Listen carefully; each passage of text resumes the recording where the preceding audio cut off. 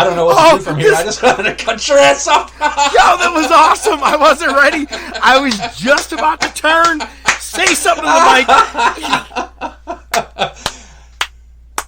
mic. Look, I told you I may need you to pick up the slack today because I'm feeling dehydrated, but I did not expect that at all. Wow, I'm happy with that. Good for you. Wow. That may be the first show you've ever introed. I know. Except the one that you weren't there. This is episode 40 of this one, and now all of a sudden you're like, I'll contribute. I almost didn't do it. To the intro. That was great. All right, because I had nothing else other than never mind, I'll save it for another day. Here we go. Welcome to the Top of Wrestling Podcast. Here we are. I'm the Professor. He's ODM.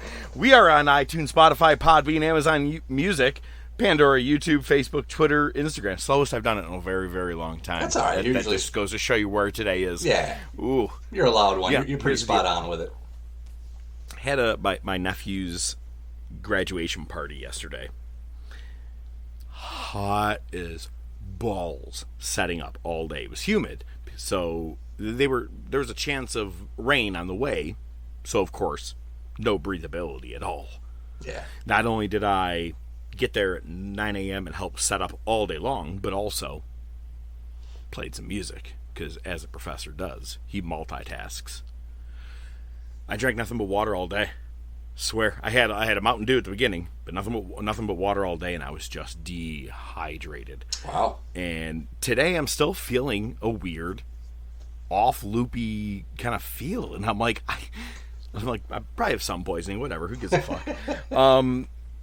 That being said, got to hang with Lil Jon over the weekend, and not only did he, at the graduation, not only did he make sure that the professor was well hooked up before his gig. Maybe you saw this, maybe you didn't, but there was the Boxing Hall of Fame ceremony that happened in Syracuse, and at first, he had Michael Nunn in his car, but ends up getting merciless Ray Mercer in his fucking Jeep. I saw that. And I met Ray Mercer through the radio show many years ago, and cool dude, and I was the one that, everybody's just taking a picture. I was like, can one of you guys just punch me? I'm cool with it, man.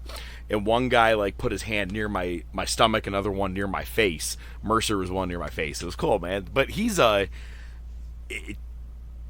a cool thing. And it's because he's a part of a Jeep club. He's got one of those, Rubicon Jeeps, right? And you could take the top off, all that stuff. And he was a part of the whole parade and everything. And it was really cool. So, and then he brought, the chicken nuggets that supplied the professor for one of his best shows in a long time. Well, Ray Mercer brought the chicken nuggets? No. Lil Jon's the man. It's funny because when he said Ray Mercer, this is a total sidestep, but I go, isn't that the dude that broke down in the ring crying? And I was like, no, okay, that was Oliver McCall. I had a second where I was like, is that Ray Mercer? I want to be like, yo, ask him what it was like to cry. No, never mind. Wrong guy. Two things about this past weekend. One, my nephew is a very, very big fan of a very specific musician. And look at, man, you know me. I'm a crowd pleaser. If you said Mrs. ODM wants to hear some Billy Joel, I'm going to crank out some Billy Joel. Right. So my nephew is a very big... a lot of the kids are apparently these days a fan of Miss Taylor Swift. Oh, God. She has a 10-minute song. She is the Bob Dylan of this era. She has a 10-minute song and not one goddamn lyric repeats itself. And I learned it from my nephew. Only nephew side did it. But the best part of the weekend, you ready? When he graduated, they played Macho Man's theme when he was on the way to the ring. Pomp and Circumstance. Yeah, they typically play that. No, Macho Man's theme. Pomp and Circumstance. Nope, Macho Man. I swear to God, the first thing he's like, tap my wife. I tap my wife. I go, it's Macho Man's theme. As they were coming down, she kind of just gave me a look like, will you stop for one fucking minute with wrestling? But all I wanted to do when he came down, I wanted to be like, ooh, yes, my nephew, yeah, man. So, all right. done with the personal shit. Let's get into some wrestling. Kind of had some wrestling into it, plus Little John. All right, this week we got news. We got Bring It to the Table. We got This Day in History. We got Monday Night Wars with a pay-per-view, The Great American Bash 1998, which had some ups, lots of downs. We're going to break it all down. But, all right, man. Oh, we also have a movie of the week that, to me, last week after we stopped recording, the next day, we had a apocalyptic feel going here in upstate New York. It was and weird. it, to me, made me transition to this movie, and we'll get into that one later. But let's talk about the news. Take it away. Well, if we're not talking about somebody, or if we're not talking about CM Punk news, we're talking about somebody dying. So we're not necessarily talking about CM Punk, so let's talk about somebody dying. One of the most iconic heel figures in the WWF, Iron Sheik, passes away. I believe it was 82, 81. I mean, I don't even really know what to say. I mean, he was like one of the first heel wrestlers to have an action figure. You know what I mean? Wait, I just figured this out.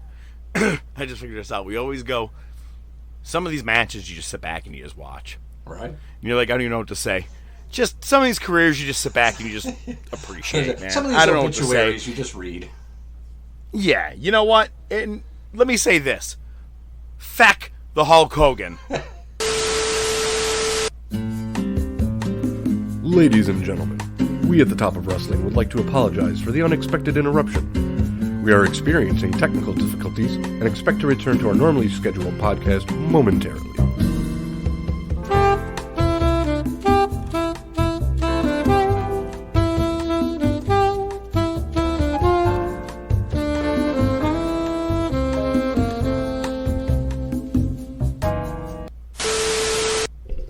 Just to make sure we're keeping with continuity, is your mic farther from you than normal? Because I feel like you're echoey or farther. What happened? My mic's not plugged in. I'm using the mic on the laptop. What is this fucking amateur hour over I here? didn't have a meeting today. That's all right. Let's start it over. That's all right. But I can hear you. I can hear you the now. whole time. I plugged in my microphone, and apparently Google Meet's just like, yeah, fuck you. No, we're going to change your where you're hearing things. You're not going to hear it in your headphones anymore.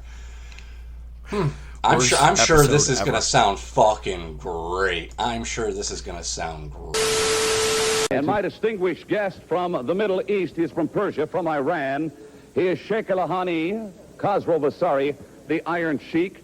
Anybody that knows wrestling knows that it's synonymous with the Iron Sheik. Welcome back to the beautiful South Florida area here in Miami. You're absolutely right, Mr. Howard, because the man, all intelligent wrestling fans around the world, especially match of the arena, Madison Square Garden, New York, and New York City, they know who was the champion before that, Hollywood Blonde Jabroni, Hulk Hogan, Iron Sheik. Right. So, after I lost my belt to him, I'm getting so excited, I won't even stand up talk. And after I lost my belt to him, Mr. Howard, he come in the locker room. He said, Shiki baby, I love you. I owe you one. And after that, he never returned my call back. And another lie to me, he told me another lie. 2 months ago, I met him in the New Jersey. And he come, said, Shiki baby, I love you again. And he tell his jabroni puppet, he was my first manager, Jimmy Hart. And he tell Jimmy Hart, get the Shiki number. We're going to use him for his show, reality show, whatever. Right. But I hope you have a little bit problem. He didn't call me again. That's the 2 times, Mr. Howard, he lied to me. All right, so he lied to you. But here's the thing. I know you consider yourself a man's man, which you are. You're a manly guy. And you even call people faggots and stuff. But then you said in this clip, you wanted to fuck his wife, Linda? Oh, no. Whoa. Please, sorry about that. You said you were going to fuck his wife, Linda. You were going to fuck his daughter. You're going to fuck him and his son. But that's gay. Mr. Howard, it must be you misunderstand. I mean, I really don't hate him that much. Right. So I say I'm gonna fuck the Linda or his son or daughter, but must be somebody misunderstand.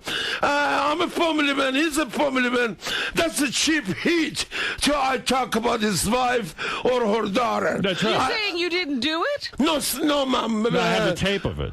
I played it today. Is that right? Yeah. But must be somebody, must be with somebody else. But You were I mean, for the Sheik? and that jabroni, Brian Blair. Brian Blair, right. Brian Blair, you are another faggot son of a bitch, no good lowlife. So I want to let you know, you are punk, you are fag, you are punk, little gay, worse than Michael Jackson. It was great feeling. I have a lot of respect for them.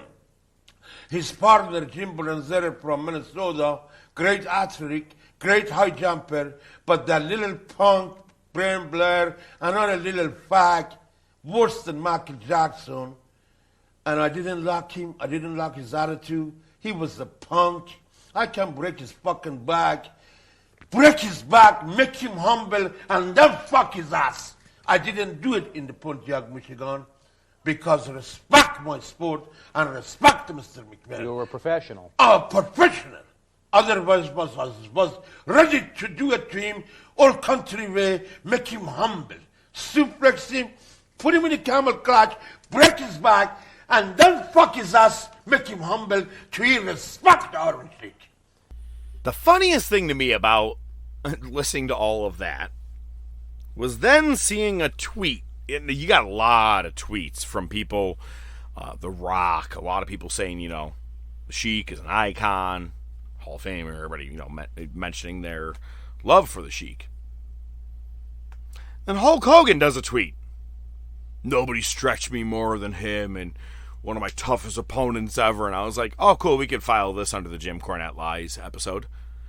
It just, I as soon as I saw that Hogan tweeted it all, I was like, you were his most hated person. But whatever. Fucking Hogan. Yeah. Anyway, rest in peace, Sheik. Yeah, there's again. Oh, go ahead. Yes. It's hard to really quantify without going into a fucking history lesson with this guy. If you know, you know. There's a lot more I wanted to say, but I'll save it for the table. That's fair. Now, this past weekend, on Friday night, Impact Wrestling was not messing around with Against All Odds. I texted this to you, and I mean it. Do not sleep on Impact Wrestling. They always seem to come out of nowhere. Just when you think they got nothing, you got the Main Event Mafia. They go away a little bit, you got the Broken Hardy Saga. You come back a little bit, and every year we get something that's they keep themselves going. And this pay-per-view I thought was great. So Chris Sabin wins the X Division Championship at record-breaking number 9, I believe, defeating Trey Miguel. Now, the main event match of Against All Odds is Alex Shelley, his tag team partner in the Motor City Machine Guns, against Steve Macklin. As soon as Chris Sabin wins, you're like, well, that just killed every bit of the hope of Alex winning tonight. There's no way they're doing that. So we go on to a couple other matches. Trinity is in a tag team match. Her first big pay-per-view match is a tag team one. I gotta say, there is someone in Impact Wrestling. Her name is Tara Rising. I just need you to know that. Rising. No relation to Paul Levesque. But just I was like, okay, well, if you want to play off that, good for you. Yeah, that's clever. Sure. I'm glad you said that wording. Clever. You gotta listen to this. Now, I'm not gonna have all 8 members in my chamber right now for this match, but you have Bully Ray, Nick Aldis, Moose, several big name talent, right? They do a 4 versus 4 match. First pinfall, after the team wins, the team that wins, it now goes to a 4-way match into an elimination. And the winner became your number 1 contender, which was Nick Aldis. What a concept. You had guys who shouldn't be tagging with each other. There was heels and faces on both teams. You could see the tension, but they're like, look, we got to do this or else you can't get to the world championship. God damn, what a concept. They called it the 8-4-1 number 1 contenders match. That's, I typically like to shit on anything that I can, especially when it's Impact, but I don't know that I've ever heard that, and I think you nailed it. The tension, it's almost like a Survivor Series thing, but with a bigger reward. Oh my God, it was phenomenal. It was really cool, and I was even happier to see that Nick Aldis was your number 1 contender, because now he is going to be challenging at the next pay-per-view the winner of that main event match. I didn't think they were doing it, man. Especially, I watched the match. I did not think, after so many different attempts at finishing moves, I just thought that Steve Macklin was going to retain. And they pulled it off. They gave Alex Shelley the Impact World Championship. Both Motor City Machine Guns have been multiple-time tag team champions, multiple-time X Division champions, and they both have officially been world champions in Impact. To me, it's the Briscoes to the Ring of Honor. I've seen them in other places, but they shine their best in Impact, and I'm extremely happy that they did this. I wasn't ready for it. The crowd was not ready for it. The pop was unbelievable. And the pay-per-view closes out with your 2 new singles champions in Motor City Machine Guns. Yeah, I know, right? I liked it. It's funny because I was on social media. I don't remember which one, but I remember seeing Chris Sabin wins X Division title, Alex Shelley new world heavyweight champion. And I was like, well, that's weird. I almost because I had to do a double take because I know more about them from talking with you than from watching them. But sure. At first I'm like, they're tag team partners, aren't they? I'm like, that's fucked up. So yeah, it seems pretty interesting. It kind of makes you wonder: is Alex Shelley going to be an intern or not intern, but a transitional champ to get it to Aldis? I would say so. Sabin was. He beat Bully Ray, and I think he may even dropped it right back to Bully Ray, if I'm not mistaken. So not only did that pay-per-view happen that night, but we also had what was called All Together Again. All Japan Pro Wrestling Noah, and New Japan Pro Wrestling came together and did what was called All Together Again. And it was their first time being all together since 2019. Pandemic, of course. This pay-per-view was way cooler than I anticipated it to be. You had world champions tagging with world champions versus your number 1 contenders, but in all 3 promotions. Or you had former partners, but then they moved on to other promotions and bringing them back and re-establishing the old school stable. The Kiyoma, I think that's his name, the one that kicked Okada right in the head. Yes. He was on the opposing team against Okada.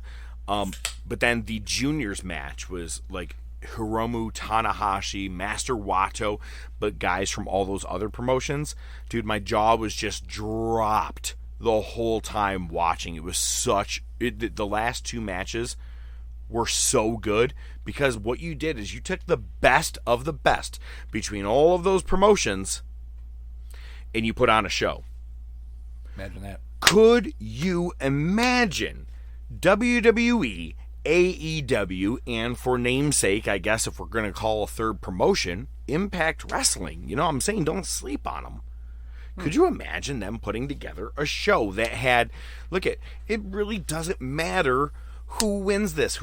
Put your egos aside. Every one of these matches were 6-mans, right? And which could seem, you're like, oh, that's a lot of tag teams, right? But why do you do a singles? Singles should be a feud, a real match, right? With these 6-man, as soon as Okada got in the ring, he was pointing out guys on your team that he wanted from All Japan that he's never faced before. The crowd was going nuts. Like, that sounds stupid, right? But imagine a match like this. I just had to write some things, right? Imagine Roman Reigns, MJF, and Bully Ray versus Jon Moxley, Seth Rollins, and Alex Shelley, right? Your big contenders and your champions. Britt Baker, Deonna Purrazzo, and Bayley versus Becky Lynch, Trinity, and Saraya.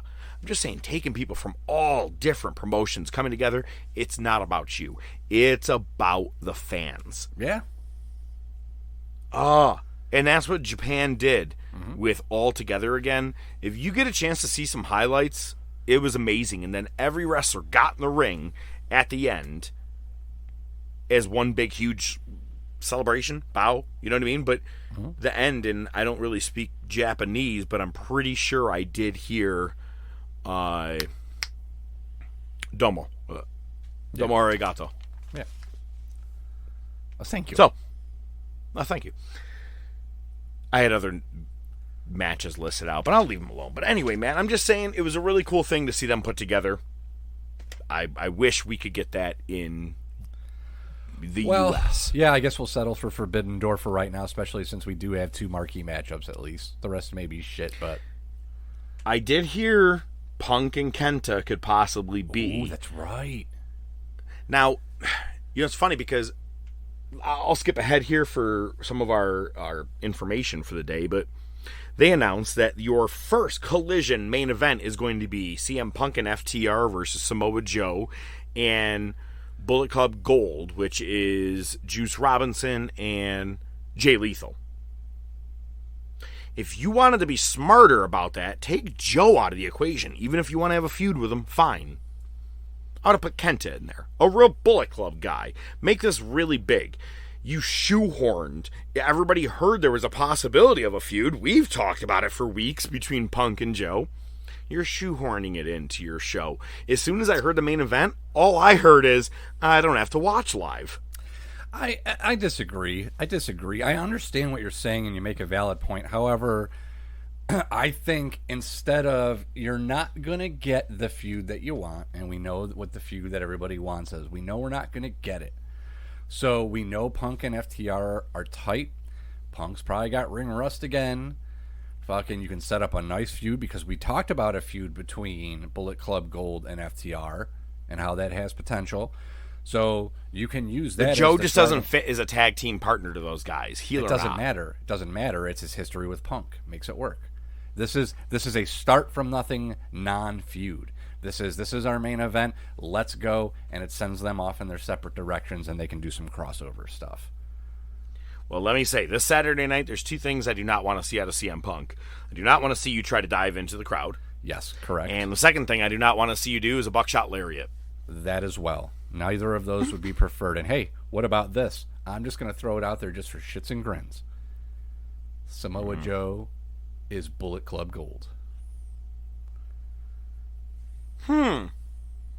No, it won't happen. Well, with the feud with FTR, no, it won't happen. I don't know. Possibly, but Joe's those I walk alone kind of guy, except for when he was in the main event Mafia. 100%. No, but you never know. So, I love how you labeled this one. Please take this part. So, WWF unleashes new title. I love how much you've been watching the Monday Night Wars that you just called it WWF again. Right, whatever. Roman Reigns, new title. Asuka, new title. Is Oprah in charge of the fucking titles at WWE? You get a title. You get a new title. The new tag titles have to be coming soon. Everybody gets a new title. Everybody look under your chair. Austin Theory gets a U.S. title. It'd be great. After the Money in the Bank happens, you pull it down, you sit down, you put it under your chair, bam, different kind of briefcase. There you go. It's funny because they all look the exact same. Oh, they're doing the same Obviously, thing over it's again. just they're doing the same thing again. Just the big W. Yep. Yep. And it's funny because as soon as Asuka got it, of course, here comes Charlotte Flair. I always defended the look of the belt, but yeah, I mean, it's to the point where it's like, why don't you just like drop loads from the ceiling in the shape of your logo on people? WWE on your face. It stings the eye. But speaking of championships, one they haven't changed yet is Gunther's championship. He's still keeping the... I still don't even like this. It's been around for probably 5 fucking years, and I do not like the Intercontinental Championship. I still cannot get on board with it. Yeah, I liked it at first. But it's just generic. Yeah, and he's passed 1 year as your champion. Sweet. Look at... Everybody can say what they want. It's funny, like, the Keith Lee, everybody's like, oh, poor Keith Lee, because he had to change his name to Bearcat. And then to the Gunther thing, right? Walter to... Yeah, I got it. Walter to Gunther. Fuck, you threw me off. So anyway, with that, Gunther, Walter, Gunther, whatever you want to call him, this dude, it's like, look at, whatever you're going to do with me, do it right or I walk. I can't say that's the right thing, that what's really happening, but tell me a title reign that has been less than a year. He dominated with the Intercontinental, where he's dominated with the Intercontinental Championship still right now, but he had the NXT title for a very long time. In Progress Wrestling, he held the championship for over a year. It's good for him. Some guys are built for that position. I mean, they got to pull the trigger on this dude soon. Can't keep him with the IC title forever. Man, if you want to make me happy with that new world championship that Rollins is holding, let Gunther beat him. Let him, but I'm saying do it like in the next 2 months. Just do it and let him just drop the Intercontinental Championship. Who cares? Yeah, that's kind of what I was working towards. He is a working champ. Not just because he is the IC title. The dude will wrestle every fucking week. I don't doubt that for 1 second. Did you see that Twitter picture he put out for his 1 year anniversary? It said smoking a cigar, wasn't he? He's like on a balcony of some beautiful resort. The scenery is gorgeous. He's in a bathrobe smoking a cigar, drinking a mimosa. I'm guessing it's a mimosa. It might just be orange juice. But he's not a drinker. These guys nowadays, they don't pop pills. They play video games. Listen, I think Gunther will have a mimosa. You and I talked a little bit about Dark Side of the Ring. They're closing the season with Marty Jannetty, and I got to be honest with you, I just can't wait for that. I'm just like, it's funny because if you go back in time, I was a Marty Jannetty fan over Shawn. I didn't like Shawn. Yeah, I think when he kicked, agree with you. I didn't mind the heel version, but I took Marty in the split. Right. Well, you picked wrong. So yeah, no shit. I chose Crackhead Bob. But that being said, it was hysterical because last week you texted me and you're like, I'm finally watching Sonny and Chris for the Dark Side of the Ring. And you said everyone is onion crying. Is that what you said? Or crying onions? Chopping onions. Chopping onions. Okay. I didn't really... I understood the phrasing. I never really heard it all too much, but I knew what you meant. And I said, everybody's crying? I go, over what? And you wrote back, Sonny's Spectacular Vag. And I lost it, dude. And you said, obviously, Chris. And it was just hysterical. Made my day. I figured you'd pop for it. Just so, yeah, we have a new Dark Side of the Rings that's coming out. You just, keep on them. Marty's coming soon at the end of the year. Did you watch the Magnum TA one? Have not yet. Pretty good. Yeah. Nah, I was still crying over Sonny. Yeah, I'm sure every week. Poached side down. Out of the 836 hours of wrestling we're watching just this year alone, you at least get to see that Spectacular Vag every once in a while. Speaking of things not making it, did you see that the Young Rock was canceled after only 3 seasons? Yeah, what a tough knock life it is. He lost like $800 million in the fucking XFL. Young Rock is canceled, and he's probably got enough money to live 4 more lifetimes. But is this considered somewhat of a rock bottom? Ba-dam, bam, ba-dam, bam. Saw it already. I know. Ba-dum-bum. Stole it. Okay. I do want to get into a little bit of New Japan here. They have their G1 Climax 33, the 33rd annual version of this, and they changed things up yet again. Every year it has a couple more participants. This year we have 4 brackets. It used to be just 2 brackets with like 10 guys apiece, and now it's really expanded. But this year they have changed things up a little bit. So, with each block, you're going to have 8 guys. And they're going to do their round-robin tournament with each other. Everybody's going to face each other. And the top 2 highest in points are going to move on to an 8-man elimination tournament to really define who is the true champion or G1 Climax winner. And I'm going to blast through this, but I found some of these blocks to be very purposely set up, if you will. So block A, you got Sonata, who is your IWGP World Champion, Chase Owens of Bullet Club, Hikuleo, Ren Narita, Yoda Tajisu, Gabe Kidd, and Kaito Kiyomiya. There he goes. Yeah. Kaito Kiyomiya is the guy who was in Pro Wrestling Noah as your world champion, kicked Okada in the face. Why am I saying like things are purposely set up? Because, well, who's going to make it towards your finals? There's no way we don't have a match between him and, oh, look who's in Block B. Kazuchika Okada, Yoshihashi, Taichi, Kenta, Great Okan, who is MJF's favorite wrestler in New Japan, by the way, because he's the most booed. Everybody doesn't like him, and he's like, I hate everybody in New Japan except Great Okan. He's really good. Good. Will Ospreay, Tonga Loa, and El Phantasmo. Block C will see David Finlay, Tomohiro Ishii, Evil, Tama Tonga, Shingo Takagi, Aaron Hanare, Eddie Kingston, and Mikey Nichols. In Block D, we'll have Hiroshi Tanahashi, Tetsuro Naito, Hiroki Goto, Zack Sabre Jr., Toru Yano, Jeff Cobb, Shane Haste, and Alex Coughlin. So again, out of that, we will end up getting a 8-man tournament, and that will be done in nightly form. So the quarterfinals will be done one night, all semifinals done one night, and then the finals at the end. I like this. I'm okay with a change up with your tournaments. It kind of keeps it from being stale.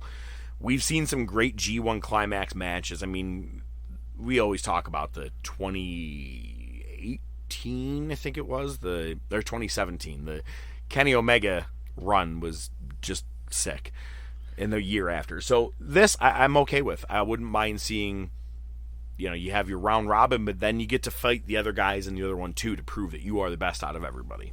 This is, I like this setup. The G1 Climax is kind of like the 24-hour at Le Mans, which just finished, by the way. But, I mean, it's kind of like this. It's a spectacle. It's a big deal. It's the Royal Rumble on steroids. It really is something. It's a chance to showcase everybody. Well, it's kind of more like King of the Ring on steroids, too. Fine, like, everybody's going to fight everybody. Oh, piss off. But, that being said, to make this even more impactful, all regular round-robin matches have been cut from 30-minute time limits to 20-minute time limit. Okay. They're trying to make it more like it's a impact, but it's also a race to get your points. Yeah, it's a race, and maybe you'll get ties. I'm all for it. I'm excited about this year. Based on that, I'd almost do 10-minute matches. Save the big matches for the tournament. It's New Japan. Fair enough. Yeah, Well, speaking of people getting it wrong, let's talk about last week here in the U.S. Look at on Raw, Seth Rollins had his very first defense, and it was against Damian Priest. What I found very interesting is that there's already a rift now between Finn Balor and Damian Priest. Finn tried to get involved, but when they went off air, Rollins had said, "Someone's got to come out here and shake my hand. Ring now." Of all the impressions I can do, that's the only one. And off air, Damian Priest does come out and shake Seth Rollins' hand. Oh. So could we get a split with Judgment Day? We'll find out. But the next night on NXT, so I don't know if, Kayfabe Pal, when we're recording, Braun Breaker challenged Seth Rollins for said championship. So we could have that on Monday Night Raw as well. I saw that, and I thought, they didn't call Braun up. They didn't call Braun up. He lost the title. He did challenge for a rematch, didn't get it back. What if this is your way to get Braun to the main roster and just put the fucking title on him?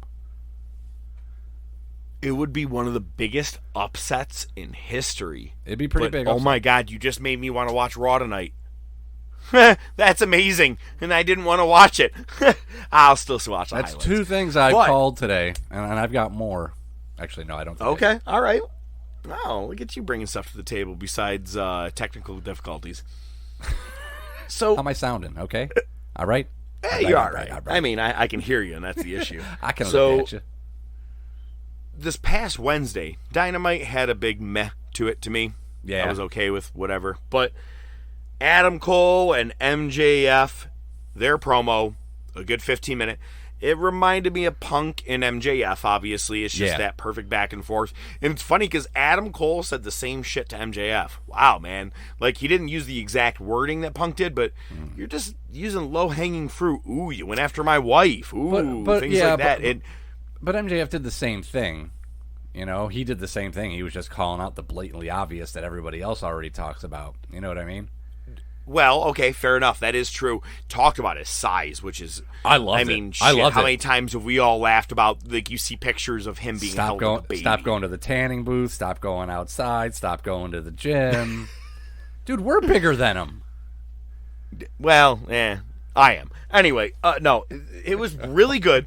I did think it was great that during the middle of the promo, you like to keep signs for Monday Night Wars, and I got one for this past week that I hope we're going to be talking about. But the best sign that I have seen in a long time on live TV was during the middle of this segment. My wife thinks I'm at Bible study.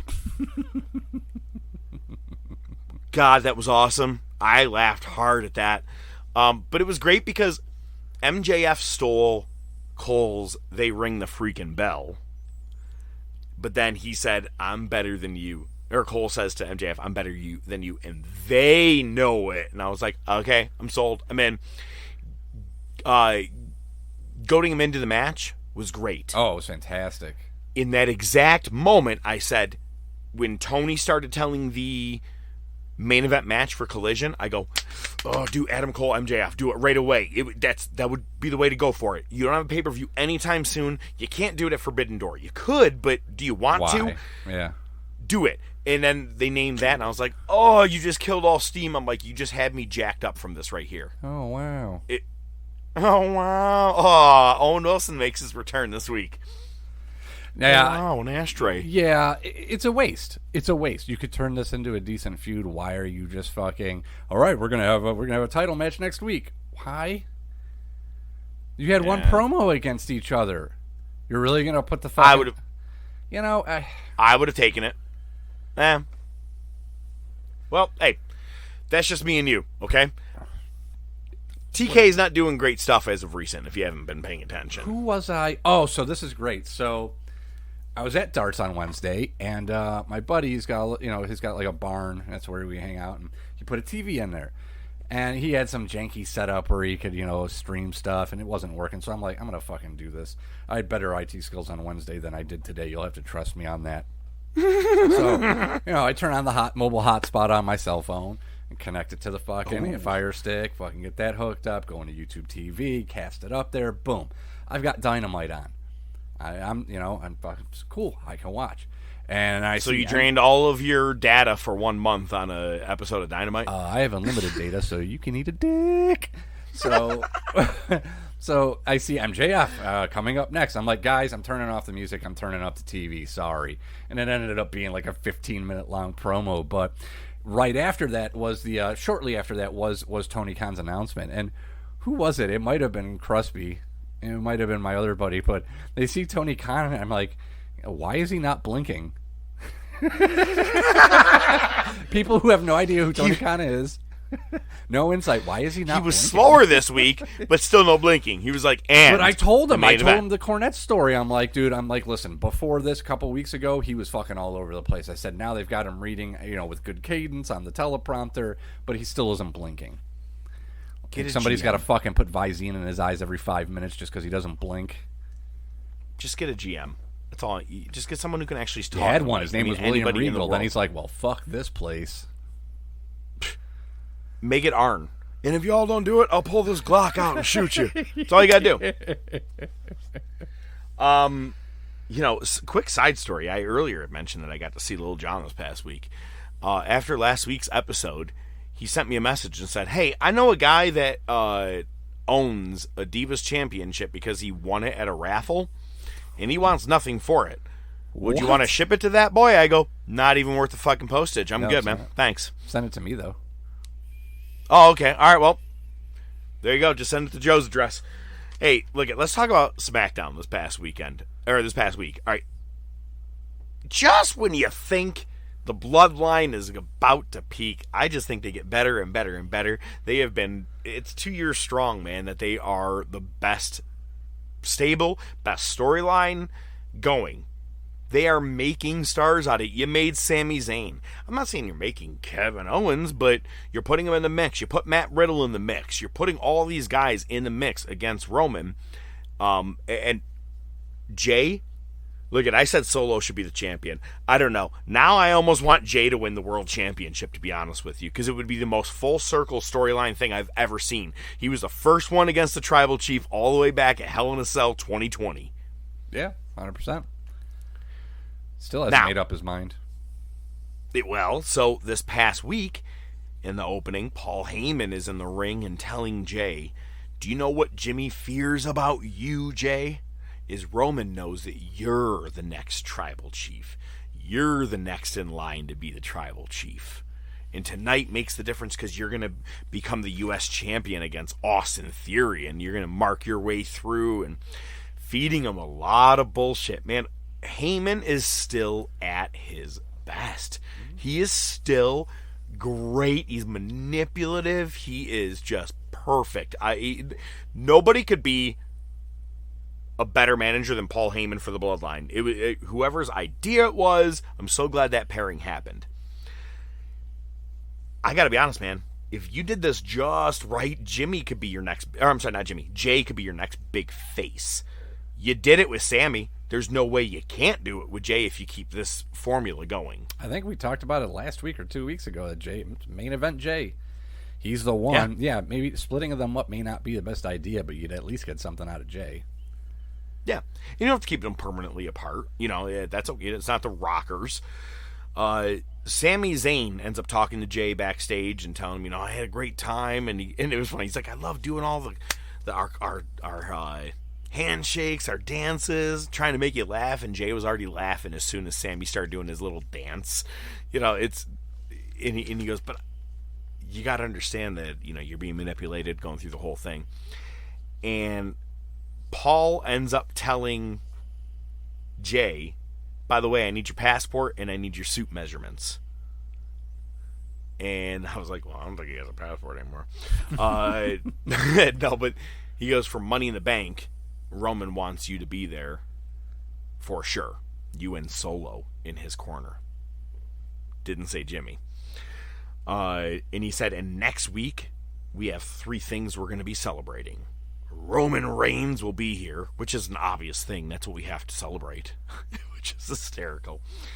You becoming the U.S. champion, and Roman Reigns acknowledging you as the next Tribal Chief. And Jay is only half buying it, and he tells Paul, he goes, if that's what you're saying, is if I'm in, you're out. I was like, God damn it, just keeps getting better. I can't not watch this show. SmackDown is the only thing that is well worth watching if you want to watch a good soap opera.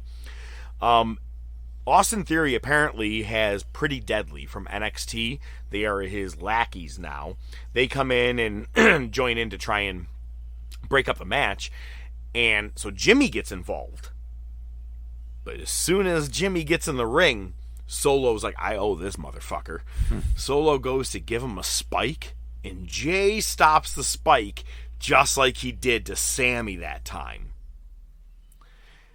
But Jimmy was like, I got you, little brother, and he goes to hit Solo with a super kick and pops Jay in the mouth. And now Jay doesn't know if he trusts Jimmy, and they go off air with all the unanswered questions. The best part is, if you haven't noticed lately, Paul likes to keep grabbing his phone, putting it to his face, and going, call Roman Reigns. And he does it a lot. And he did it at the very end in the episode after Jay walks by near the mic while Solo standing next to him in the entranceway. Fucking easily, we'll say 9,000 people near them. Call Roman Reigns. I go, all right, even it's bullshit on why you're doing it, but that was funny. Excellent way to end the episode. It was great, dude. I want Jay to become the champion. Jay or Solo. One of those guys have got to become the champion. It's probably going to be Jimmy by my luck, to be honest. I know, with you. right? Actually, it probably would be. That's a WWE thing. You messaged me the other night. Yo, we're going to be getting Cody Rhodes and Brandy versus probably Dom and Rhea. And now we're getting... The challenge was laid down.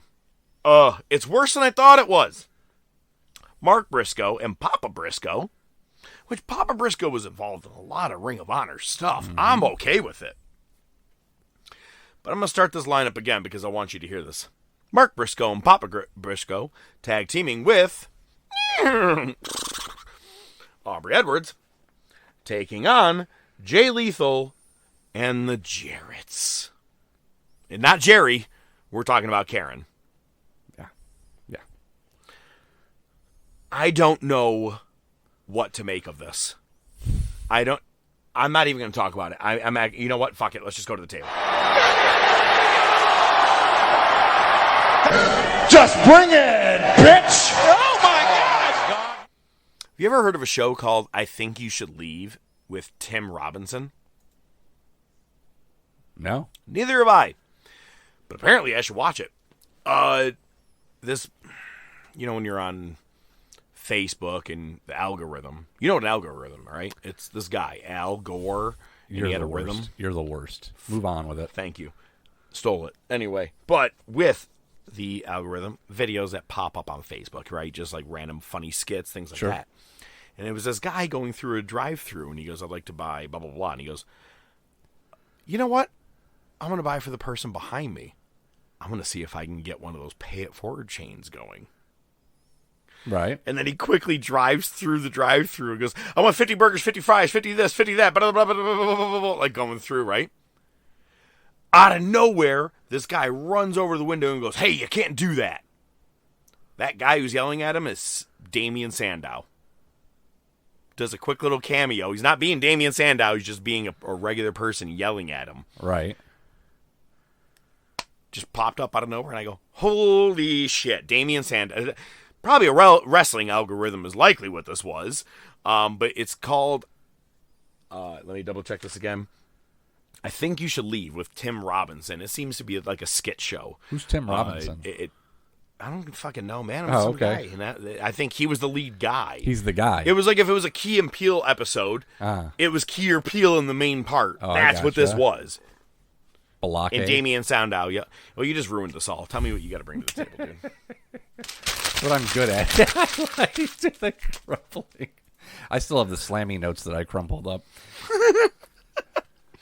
So, one of the most epic things about Iron Sheik over the last few years has been his Twitter game. I'm going to show you one of the most epic tweets. I'm going to read you some of his tweets, but you familiar with that kid's... I'm going to try not to interrupt and laugh. I'm just going to let you hit him. Okay, here we go. You ever heard of the kid's cartoon, Cal-U? It's that little bald head kid that's always whining and shit. Mm-hmm. Okay. Mm-hmm. Iron Sheik tweets, Cal-U, you are punk, no good son of a bitch. You are lucky I don't find you and put you in camel clutch, break your fucking neck. You are the jabroni of the earth. I never respect you, low-life, skinny garbage. Go fuck yourself, Cal-U. By the way, none of these tweets have punctuation. Most of them are. There's never a fucking period in any of these. He's just all caps. All caps. Yep.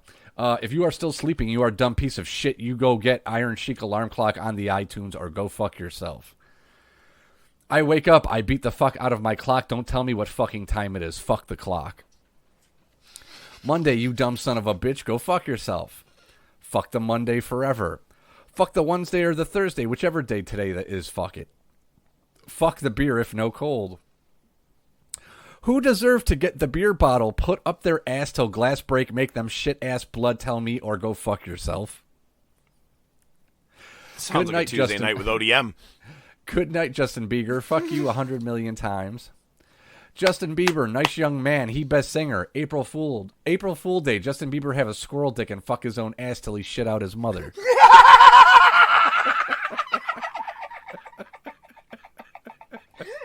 He has a squirrel dick.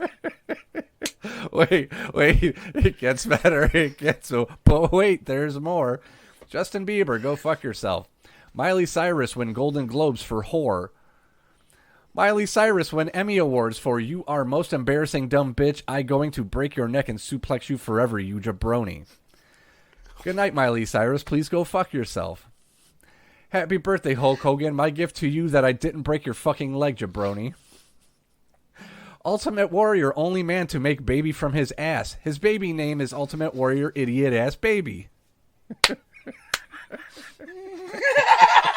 He's the only one that can get away with saying the worst insult of all time, and you're like, yeah, it makes sense. North Korea, you are punk, you are jabroni. I can beat the fuck out of you forever because you have a Rice Krispie dick. Have a good day. Fuck the North What's Korea. a Rice Krispie dick? McDonald's, shut the...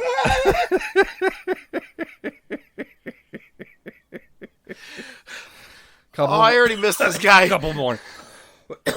McDonald's, shut the fuck up. People shit their pants when they eat your food.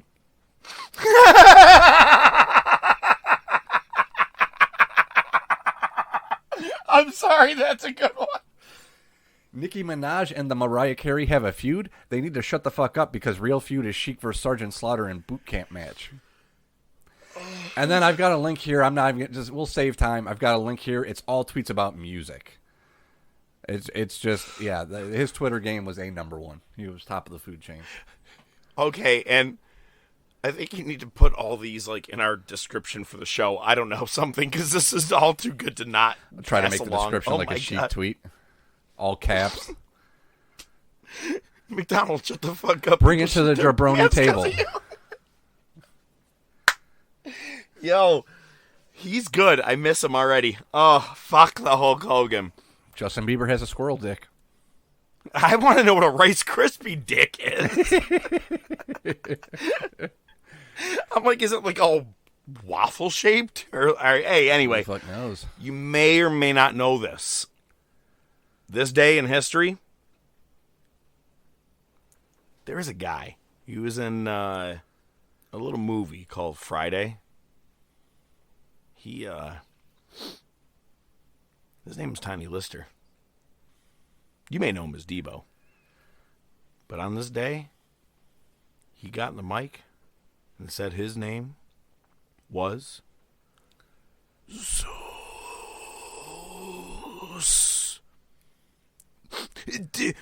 Dookie. Yeah, I got nothing. Let's go to the worst. You fucking Debo too? Bye, Felicia. Monday Night Wars! Yeah, it's true. I came out here and I challenged you for the World Wrestling Federation title. But I did it like a man. I came out here in front of the whole world and I asked what's rightfully mine, a title shot. And the way I did it with respect for you and where you've brought yourself. And maybe it's just old school, but I still respect what that world title stands for. So no matter how entertaining or plausible McMahon's conspiracy theory is. You know, and I know, it's a damn lie. Whoa. Mr. McMahon's hand's been called. I said it a couple of weeks ago. When is the other shoe gonna drop? When is it happening? I don't trust him. You said it too. Welcome to the Great American Bash. 98 in Baltimore, Maryland. I almost got it out. So, Baltimore? Baltimore. Yeah, never heard that? You watch The Wire? No? Omar's coming. For real? You never watched The Wire? Bro, gotta check it out. I was too busy watching I Think You Should Leave with Tim Robinson. Who the fuck is Tim Robinson? You know the show, dude. All right, well, it starts off right into the Benoit Booker series. We talked about it. Match 7 must have been on Thunder, and it certainly was. But... Wait. No, it doesn't. It doesn't start that way. First, it starts with Gene on the ramp, and he is hyping up the importance of tonight's match between Sting and the Giant and everything that has led up to this. Okay, I left that out because it's just bullshit rhetoric. Exactly. But I was like, after you have the welcome everybody, blah, blah, blah, you go to your announcer's booth, then we go to Gene, and then we go to the match. I was like, this isn't Nitro. Oh, but wait, there's more, because when we get to Nitro, I notice a bit of a pattern with what you just laid out. All right, let's do it. So there was a no decision on Thunder. Brett attacked Booker with the chair. Ref does a standing count. Benoit stops him. Tells him Brett interfered, calls a DQ. Booker's the winner. But later in the night, Booker says, I don't want it to end that way. So pay-per-view starts off. Booker T, Benoit, match 8. Winner will face Fit Finlay later in the evening. Match 8 out of 7. Out of 7. Not fucking bad. Not fucking bad. Dude, this is... we've talked about it fucking every single time they have a pay-per-view. For the most part, opening match is always fucking solid. No exception here. Some matches you just watch. Booker wins. Booker wins. He's going to face Finlay later. What I really loved about this match, to me, we talk about in-ring storytelling. This was a prime example of in-ring storytelling. With the whole series. Everything that, like, body injuries and everything that's happened throughout the whole series, certain things that have worked. I mean, I watched almost every match. Thunder was the hinder to me. But, sure. But, man, yeah, every one of them was a banger. Mm-hmm. And this one, probably the best of them. Yeah. Yeah, they saved it. They pulled out all the stops. This went long. They had time. The crowd was up. The crowd was up the whole time. Yeah, just fucking great way to start off the pay-per-view. They could have just went right into the goddamn match, but no. I don't even know why you even tried to do the bullshit and have Brett and all that stuff. How about you just had match 7 at the pay-per-view? Done. Imagine that. Just concepts, you know. Anyway, you get Saturn versus Canyon, who is announced as formerly known as Mortis. So Mortis actually comes out, the old music, the outfit, the mask, and everything. But Canyon comes in from behind, attacks Saturn to jumpstart the match. Flock flocks multiple times during this match. Canyon keeps him at bay at first. Excuse me. Kenny Powers sends the flock to the back. And then you have 2 Mortises is in the ring.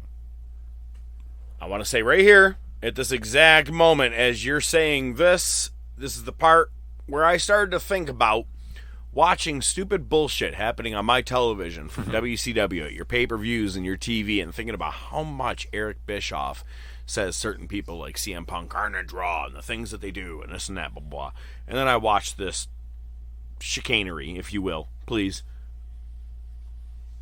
Yeah. So Canyon ends up getting the pin on a reverse Russian leg sweep. They call it the flatliner. Wasn't that his last move, and wasn't it a different move altogether? It was lining it flat. So anyway, Boo. one of the Mortises, takes Canyon by the hand, raises his hand like, hey, you won, and then hits the even flow DDT. It's Raven. Raven runs down Saturn, basically telling him he failed. The flock returns, and they flock on Saturn this time, but Saturn fights back, and it's minus. I put minus the shenanigans. I didn't put chicanery, but I think those are interchangeable terms here. All that bullshit aside, this was a pretty solid match. This wasn't bad. It was all right. I'll give you all right. We see Dean Malenko on from Thunder. He cuts a promo on Jericho and tells Dylan, listen, if vacating this title is going to give me a chance to face Jericho, I will.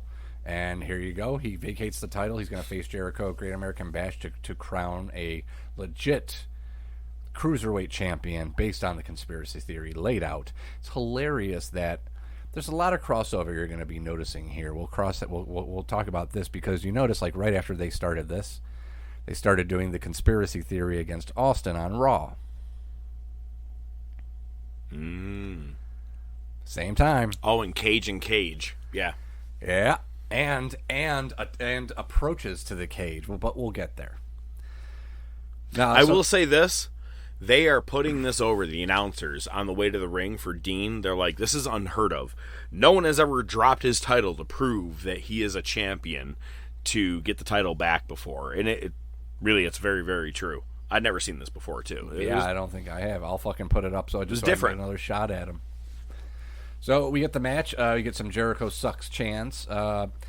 So Jericho actually gets the walls on, and they call it out. They go, that's not the lion tamer. He goes, that's more of a Boston crab.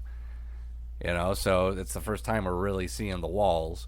Malenko makes it to the rope, but Jericho thinks he got the submission win. He does get the lion tamer. He starts to get the lion tamer on, but it gets reversed into a cloverleaf. Jericho does get to the ropes. He tells Malenko he's nothing, like his dead father. Malenko snaps, and he uses a chair. And they fight off to the back. The bell rings.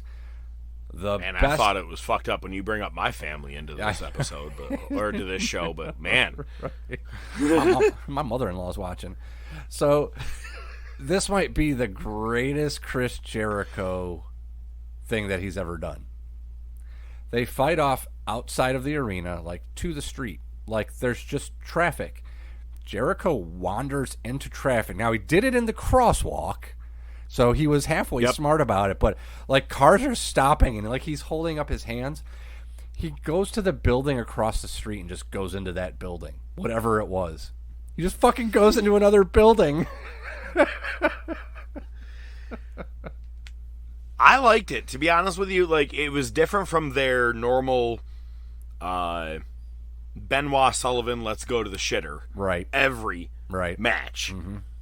This one, like you said, walking into traffic, stopping traffic, legit traffic. Imagine. Only Bischoff would do that. Vince wouldn't have the balls to just go, fight in the middle of the street with no traffic. You bring him to the alley and stuff like that. This right here, or like AEW, well, let's do it in the flower bed right out front here. That's outside the arena. Could you imagine being in that building and seeing Chris Jericho just walking? Because he kayfabed it the entire time. Oh, yeah. Well, he came in with no shirt, some long pants, long hair, sweaty as fuck. Yeah, Probably you're going to have some questions. Again, everybody's out to get me! Chicanery aside, this was a pretty fucking good match as well. Not that we'd expect anything less from these two. So, hey, I'd say we're 3 for 3. I will say, when it comes to some of our Nitro, Raw, and pay-per-view watchings, it was 836, 836 hours that we're doing, and so for me, sometimes you want to skim if you can. Oh, yeah. That's why we kind of miss some things. I watched this whole thing and was entertained the whole time. Mm-hmm. Good match. I loved watching. I think it's probably the peak of Dean Malenko, though. It has to be, because next it's the Four Horsemen, and then it's WWE, and he was kind of outshined by Eddie and Chris. Even Perry with his mop. Yeah, well, that was great watching him go. Well, hang on, I think Dean did have a thing going with Lita. Or some chick. Who didn't?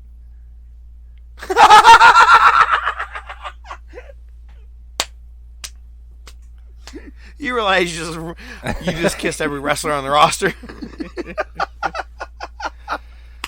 Oh, no, never mind. All right, anyway. We get a random Juventud Carrera vignette where he's in Mexico. And it's just him walking around and sitting. Sitting on some steps. Yeah. And then sitting 4 steps higher than he was before. The transition, the fade away, and yeah. Okay. Well, I want you guys to imagine this, okay? Imagine being on the Rocky steps for a second. I'm just trying to have you imagine this promo.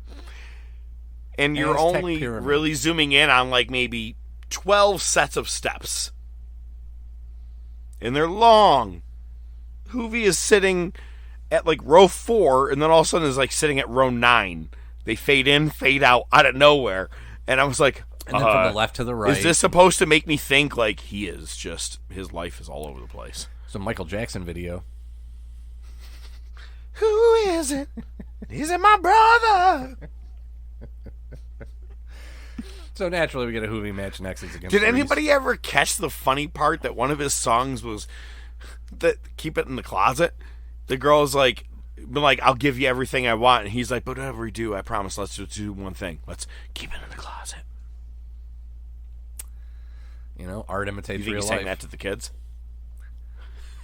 Jesus fucking Christ. Thought my story was bad last week.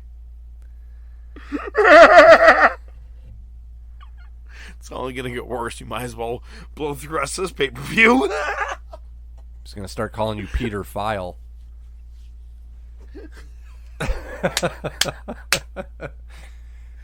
Oh, You say excellent pedophile. reference. Who's a pedophile? No, Peter File. Yeah, it sounds like pedophile. They say pedophile in America. Yeah, that's the best. All right, I might as well say we're talking about the IT crowd, but that's the best part is that pedophile, and you've heard people say it probably in the British language, pedophile, and the guy's name is Peter File, and then just Moss out of nowhere. You know they say pedophile in America. God, I love that show. All right, man, this is the issue. with our We're show. off the rails and we're running. Next, you get Hoovy versus We Reese. get some more electrolytes going.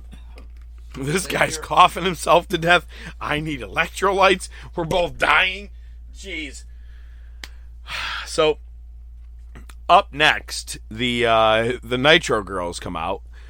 They don't. I'm just trying to stall right now because I'm trying to shaking figure their out if smatterings was about- going to die or not. Anyway, you get So this Hoovy. dude is. I almost watched That was a him rough die on one. camera. That was a rough one. Wheezy Joe, you know? It's not easy being Wheezy.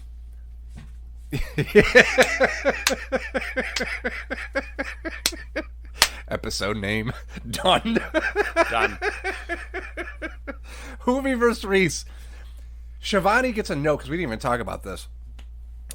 They rang the bell for Jericho Malenko, but they never announced a winner. Title was vacant. Who gets it? Yeah. So the beginning of this match, Shivani goes, Wait, "Well, I do have one weird thing about that match. Just to go back on, when the bell rang. A bell rings for the match to begin. Mm-hmm. Give me your most common, the bell is going to begin for the match. like they lock up typically, or they'll dance around the No, ring. no. I want you to give me the sound of a bell.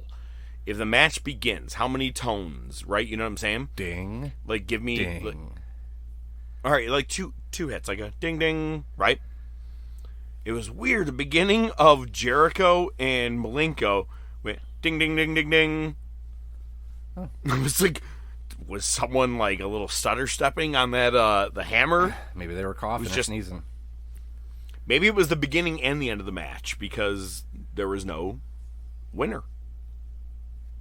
Just wanted to bring it up because you said about the sound of the bell. But all right, let's go on. Right. So yeah, Shivani gets a note saying, "Yeah, all right. We just got word here that we're gonna get given word on the cruiserweight title tomorrow on Nitro." Because you inept clowns can't make a decision right now. No, you got to tune in tomorrow. Not for this, you don't. But anyway, as far as this match goes, we've seen this movie, Little Guy versus the Giant. Reese gets a chair. He's going to use it. Little Nate stops him, though. Ref is distracted. Hammer hits Reese with the chair. Hoovy gets the pin. And it's the best part. He jumps into Hammer's arms, and they celebrate like they just got fucking married. Bro, and this isn't the first time Hammer's girl he was going to take home. This isn't the first time Hammer's carried somebody. Remember when Raven got knocked out and he carried him to the back? I think he's done it with everybody in the flock. And now he's doing it with Hoovy. I guess they can't all be winners, right? Shows up each night, so who am I carrying tonight? It was just great. The match was nothing. This match sucked, but it was great just to see that whole Hammer thing. I popped for that. It was hilarious. Not in a good way, but anyway. Next, we get our Chavi versus Eddie match. Edo file. It starts off with Chavo slapping Eddie. Eddie returns the favor. Eddie knocks Chavo off the top buckle, and it was fucked up. It looked really sketch because I don't know if this was a planned spot. I mean, they're both good workers, so maybe it was. But it looked like he was going to crotch himself on the rope, but he didn't. He pulled a Jeff Hardy and just kind of like bounced off all the ropes on the way to the mat. Again. It didn't look like a slip, though. I watched this match because I was like, I want to see what is a uncle-nephew match. Like, I want to see what they produce together. You know, they've been building this. Let's see what this is like. It's hard to say, but it almost felt like it was kind of a planned spot. I got to be honest with you. Yeah, it didn't look like a slip. It's just like he just missed the crotching and his foot got caught up and he fell. I don't know.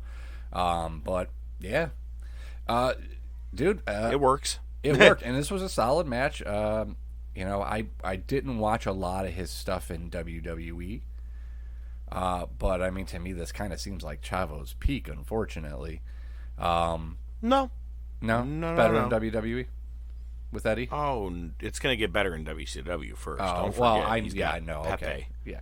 Well, the beginning of his Pepe. upswing. Anyway, Chavo He became an wins. ECW champion in WWE. Now, yes, it's the WWE ECW version, right? He did have that. He was a part of the La Familia with Edge and the Edgeheads with Vicky Guerrero. He was in that. And he even had a great feud. He was a Los Guerreros tag team champions with Eddie. And then that feud happened where right before Eddie became your world champion, he feuded with Chavo. And Chavo Classic. Chavo Sr. comes back into the mix. All right, I stand corrected then. Don't you ever besmirch the name of Chavo Guerrero. Chavo, eat a dick. Anyway, he wins with a springboard tornado DDT. Looked pretty nice. Upset, crowd popped. Next, you get your Booker T versus Fit Finlay TV title match. Why they couldn't have just had the title match between Benoit and fucking Booker T, but whatever. They tried the tombstone reversal spot. Oh, yeah. It was worse than Taker and Reigns. That's saying a lot. Booker wins. New TV titles. Yeah. Champion. New champ. New champ. Next, you get Conan versus Goldberg. So Hennig can't wrestle. They've elected Conan to take his place. Hennig's not on crutches, but he has a slight limp.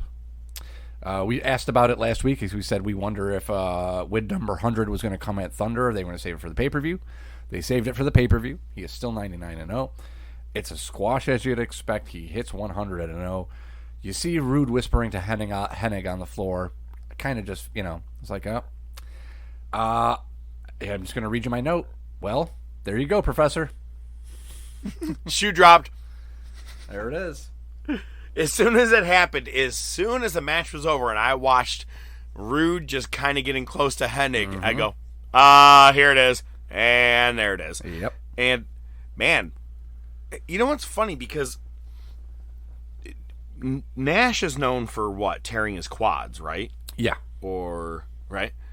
Man, when he ran to the ring in defense of Conan during this whole thing after this happened, he ran and jumped, man, pretty good, decent distance to put his knee on the the apron first. You know what I'm saying? Like Yep. for like you're coming from the thing, jumped up, put his knee, and at the pace, the speed, the height, the body, all that. I go, no wonder you fuck your legs up, dude. I was like, that's a hard hit. You didn't need to take that right there. It was uncalled for. Right. But it was cool because it was like a whole, obvious big betrayal. But how fast that Nash got to the ring makes it that bigger, meaning that it's not just a little thing, like one little guy, like, fuck him, we didn't need him. Right. Yeah. So, yeah. There But you he also go. hasn't done shit in the group anyway. Well, it only gets better because it's like... Does it? Yeah. No. Next, you get Macho Piper versus Hogan and Hart. This was a shit show, as you'd expect. You got maybe 5 to 5 minutes of Bret Hart actually wrestling. You know what I mean? So you got to see that, but... So it was basically Bret Hart in a nursing home being like, let me show you guys what I could do. And then the other 3 old assholes were like, let me show you what I used to be able to do. It was the opposite of his dad, pretty much. See, what you do here is you take this arm, you bend it over there. That's awesome. So nice. Macho injures his knee. Hart gets the win with the sharpshooter. Gene's in the ring. He asks Piper. He's like, well, what are you guys going to do? You know, Macho's injured. You're supposed to have this match with him afterwards. Piper just shoves him away. Piper helps Macho up, and Macho attacks him, and the fucking bell rings. Macho takes out Lil Nate, but Mickey J comes in, and Piper wins with a leg lock of all fucking things. I don't think I've ever seen Piper win a match on a leg lock. Sleeper. Yeah. Only. That's really pretty much it, yeah. Or a punch. Maybe a pile driver. So Can I tell you something? It Sure. was the end of this match right here. No bullshit. That I confirmed everything to myself as to why I was not watching Nitro back in the day. Fine. You have your young guys. You have to wow me with your main event talent. I get your main event match tonight. Fine. Take that aside. But your main event caliber shit that you are pushing so fucking hard. Hart, Hogan, Piper, Savage. I just watched them for the first 10 years of my life watching wrestling, or whatever, or 10 wrestling years at this point. Why do I need to see this shit anymore? And it's going to get goddamn worse tomorrow on Nitro. And the more I saw it, I go, yep, I never regret my decision, man. I got to be honest with you. I do not get the overall lifetime fan appeal of WCW. It was just regurgitated WWF bullshit. Yeah, I like the minus Cruiserweight division. Sure, I always liked like the early '90s WCW, like when they first took over the NWA. I'm only talking the Wars. The Wars, yeah. Only fuck, talking the Wars. Wars. Yeah. The Wars, yeah. The Wars was it centered more on as much as I say I'm a WCW guy. The Wars for me definitely was more focused on WWF at that time, just because you had Austin. But it's so weird because you got your 83 weeks jacking off over here, and I'm like, how? But whatever. Hemorrhaging money. Eric probably owned like a bunch of different houses, or Ted Turner owned a bunch of different houses. He just kept turning a bunch of TVs on. All right, let's get into the main event, which actually I liked. I know why. Especially with how this dude enters the ring. Go ahead. Giant versus Sting for the tag titles. Whoever wins will take both tag titles and pick their own partner. So Giant comes out, and he comes out to the fucking top of the ramp, and he pulls out a bogey, and he lights the fucking thing, and he just smokes it on the way to the ring. Did I not fucking call it, dude? I didn't realize I was that fucking close. I didn't realize they were going to do it the day after he's fucking said it. Which I'm not going to lie, I got to say, the logo you created last week, it looked like the Oh Wow and ashtray looked like it was the an actual Chiron. name It looked tag. like on the Chiron. Oh my I did it on purpose. God, it was Yeah. amazing. Yeah, not bad, right? Good job. Microsoft Paint. But yeah, when I saw him come out smoking a cigarette, I was like, oh man, you were dead on. Dice Man comes out, lights it up, here we go. It's great. It's 1998. The Giant is smoking a cigarette on the way to the ring. He's still smoking when the bell rings. Funniest is it's not even his most unhealthiest. Like, when he gets to ECW in 2006, he's 550 pounds. You know what I mean? And then he obviously trims down. Right here, is this a gimmick? Does he smoke cigarettes all the time? I don't know, but it's hysterical to see him just walk into the ring smoking the cigarettes. I think it's obviously because we talked about it last week. Sting going, maybe you're smoking too much cigarettes there, Giant. Yep. He's still smoking when the bell rings. He blows smoke right in Sting's face. There was 8 minutes left in the pay-per-view when the bell rang. That was probably a good amount of time because they didn't use all 8 minutes. It was probably like 6 minutes. It wasn't. You also have to remember, we didn't know that watching it live. Sure. This is all retrospective. It wasn't bad. You know, there was a lot of hope spots. It went back and forth. Sting hits 3 Scorpion death drops. Gets the pin on the third one. Who's going to be his partner? Maybe we won't find out tonight. Maybe we'll find out on Nitro. Good night, folks. I did like the third Scorpion death drop being from the almost avalanche. Second buckle. Yeah, second rope. And perfect. Great way to cut the big man down. Yep. And I think it was a good match for both of them. And, you know, for me, I'm a nostalgic kind of guy. I like when people have a good, not necessarily like a streak like WrestleMania, but when you have like big moments at the same pay-per-view. Sting won his first big championship at Great American Bash. Mm-hmm. And just seeing him, he main evented this one in Wolfpack gear and wins the tag team championships to himself. I don't know. I'm not saying that's as big a thing. Obviously, it's not. I'm just like, just cool to see him main eventing this one as well. Yeah, longevity, right? And not Hogan for once. Because don't worry, just give it the next several pay-per-views. Right, it's not like he's the world champion or, oh, that's right, it wasn't defended on this pay-per-view. Fucking hell. So, next day, June 15th, 1998, we get Nitro in Long Island, New York. Match fucking starts off. I'm going to read this in very specific order because it's a throwback. And by the way, you're saying match starts off. He's not just jumping in because he has very little notes to give. No package. It's just like he opened up and this shit is going. No intro, no I was announcers. like, is this a dark match and they weren't ready to go live? Yeah, pretty much. Pretty much. No, you're not fucking... So, all right, so here you go. Pubic Enema versus Hugh Morris and Barbarian. Why do they even bother using those thin aluminum pans that you get at Wegmans that are disposable, used for like barbecue or for like a cookie tray or something? Why do they bother using those? It's just fucking ridiculous. I mean, it still probably hurts a little bit. You got hit by a midget with one and it didn't hurt. You didn't even sell it. I did pop a boner. Are you supposed to... Jimmy Hart took a suplex in this one. There was a convoluted table spot and Enema wins. So we go literally right into a match. Then we get a video package of Tenay from earlier in a crowd outside of the arena. So they did a match, then they did the intro pyro, then a commentary breakdown, then the intro VTR. That was how they did it. Like, why did you even bother doing the intro at that point? Like, you did all this other shit. That's why it really did feel like a dark match. Yeah, it did seem like it was a dark match that they're like, oh, fuck it, we'll just record it anyway. Gene is making up for missed time tonight. He starts with being with Macho in the ring. Got a message for Piper, DDP, and everybody in the Wolfpack. They apparently want Piper to prove himself. They want him in. Well, I want him to prove himself. Macho rambled on this one. I don't know. Basically, it was he wanted a cage match against DDP. It was an initiation match. He wanted to jump him in. Yeah. I'm hating every second of this. Yeah. So next you get Benoit versus Finlay. It's a number 1 contender for the TV title. Benoit wins. It was a nice reversal and a crippler. Finlay went to go set up for the tombstone. Beautiful reversal. Gene interviews Benoit in the ring post-match. This...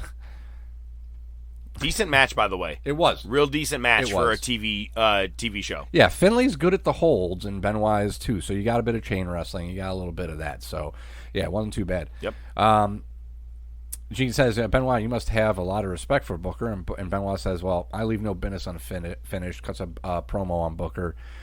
Tells him to come out. And Booker comes out with Stevie Ray. Benoit shakes Booker's hand, raises it. Booker puts Benoit over, vice versa. Benoit says, hey, I got your back. Stevie doesn't like it. He's like, hey, he doesn't need a tag team partner. He's got one tonight. We got a match tonight. I'm his partner. And Benoit keeps saying, you're not listening to me. I'm telling you, Booker, if you need a good man in your corner, Stevie Ray's had enough, attacks Benoit.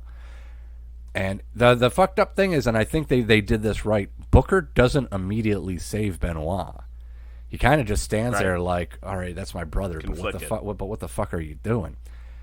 And then fucking Mongo returns to one of the biggest pops we've heard. Why is this guy getting such a big pop?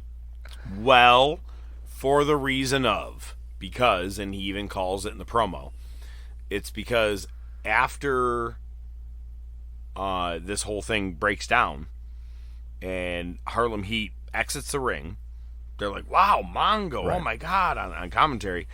And Benoit says, I'm not about NWO Black, I'm not about WCW, I'm not NWO Red and Black, I'm about this. Throws up the 4. Right. Which is our prelude, because you and I have already talked about it. Mm-hmm. Flair's big tuxedo ceremony night. That's September. Yep. So we are in mid-June. Mm-hmm. We got to add Dean and all that and make our way back towards there. So I'm at least a little bit excited. I could dog shit on a lot of stuff about WCW right now, but at least I'm excited to see the reformation of this Horseman group, because I always thought if WCW really, really never folded, they were your Benoit, Malenko, those two guys are Horsemen. And I don't mean just like because they were. I mean like that's they're both Arn Andersons in a way, or Tullys, right? I mean you're guys who could just go out there and Benoit go. for sure. Yeah. And they could have got a bigger mouthpiece if needed be, but it was so. I'm glad they both made it into the Horsemen. Malenko way too late, obviously, but this is exciting. So it's funny, you're like, two of the biggest pop we've ever seen from Mongo, and I'm like, because maybe people are like, shit, finally the Horsemen. I'm kind of getting tired of NWO. Right. Maybe that's me.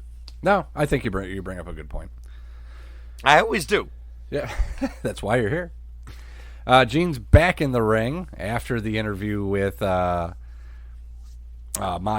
and with Benoit and Harlem Heat. Now he brings out DDP. Saying about Red and Black, it's about Savage saying I need to prove myself. I accept, and after that, I'm coming after Hollywood scum Hogan and Rodman for attacking him the other day. Hulk Hogan, we come. All right, yeah. Classic. Next, you get Shivani talking about rumors that Karl Malone will be wrestling for the WCW. And then they go, but we can't speculate on that. And then move on. Yeah. You're like a couple of fucking 8th grade girls. You're like, I only heard that he got a blowjob behind the bleachers. What I but you said, didn't hear it from me, and I'm out of this. What had happened was that guy is back in the ring. Are you talking about Mean Gene? Yes. This time it's a Piper. Piper is hyped as hell. For some reason, his thumb was bleeding. I don't know why. I saw that. How do you bleed on your thumb? No matching in a promo. Like he came to the ring just like was he biting his nails too hard before a thing trying to remember his promo, and he's like ripping skin off? I have no idea. He was hyped. The crowd was hyped because the crowd keeps like shouting over him, and he goes, "Give me a chance. Give me a chance." Which is funny. It's not the only thing he messed up. He went to say someone else's name, and I can't remember who it was, and he threw an L in the name as well. He's like, and I know that you beat the Giant last night. It was something like not as bad, but maybe I'm just realizing it. Maybe he just ripped the skin open. Someone hit me some rubbing alcohol. I need to burn on the way to the ring. I need to be pissed off and amped up. He goes, well, I'm going to make this cage match between DDP and Macho official tonight, but I can't find a ref crazy enough to get in that cage, so I'm not doing a damn thing all ref. Grandma, bring the refrigerator into the living room and get ready to sweat. Or something. Again, watched this shit long time ago. I'm good. I don't need to see Roddy Piper and Savage every night on my TV. Next, I don't know why they did this, but I guess it's not the worst thing in the world. Masahiro Chono, remember him? And Hiroyoshi Tenzan. They are the IWGP Tag Champs. They have the titles with them. They're also dressed as members of the Black and White, which, if you remember, a year ago, Chono was a member along with Great Muta. Of the NWO. Of the NWO Black and White. Chono and Tenzan went. That brings us to hour 2. You get Nash, Konnan, and Luger to the ring. Nash brings Sting out. Sting puts everybody over, talking about their credentials. He says, well, I can't lose with any choice. You'll find out who my partner is going to be closer to match time. They're going to be defending against Harlem Heat later. But no matter what, you can always know that whoever I choose, they're going to be just to get the sweet from the crowd. I was like, you pandering motherfuckers. It's, I got to give them credit, because a lot of times when you've got a stable like that and they have the shtick, right? The DX, the NWO stuff, the Bullet Club stuff, whatever it is, right? They're good at it, and then they'll bring somebody else like to do it, and they fumble it because they've never done it before. Sting did it great, and he said it's just no, he was pretty natural. And put the mic out, and just he took it. So he did a good job with it, at least. Next Konnan goes off on whatever he's saying. They're like, sweet. Next you get Sick Boy versus Canyon. Canyon wins. Next, Hennig and Rude to the ramp. We gotta go where the cash flow. Rick Rude. I love these two. These two, we were robbed of these two throughout the years.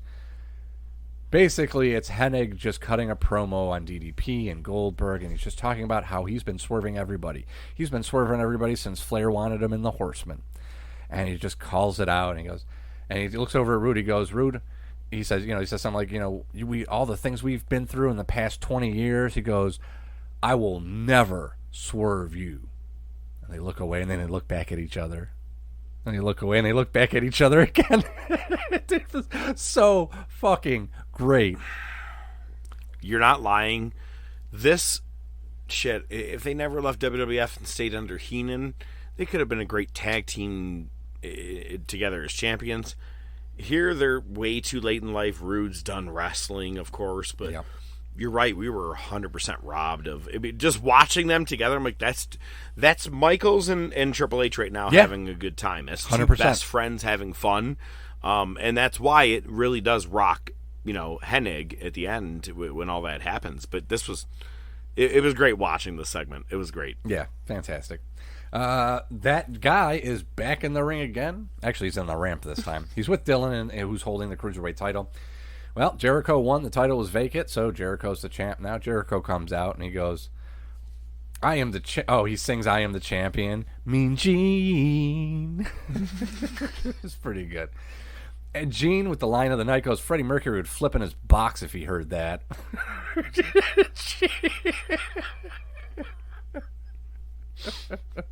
Not in a box. His box. His box. Jericho calls Dylan Jojo Dylan. I thought it was yours. Never mind. Yeah, no, that's not that kind of box. So basically, Dylan says, one condition, in making you champ, you're understanding that you're going to defend the title within 30 days against Malenko. Jericho talks shit on Malenko's dad again. Malenko jumps him. They fight off again, and Jericho runs out of the arena. And the best part is, this time he's walking out of the bay where the cars come in. And there's a car coming down the ramp, and you see him waving down the car help me, help me.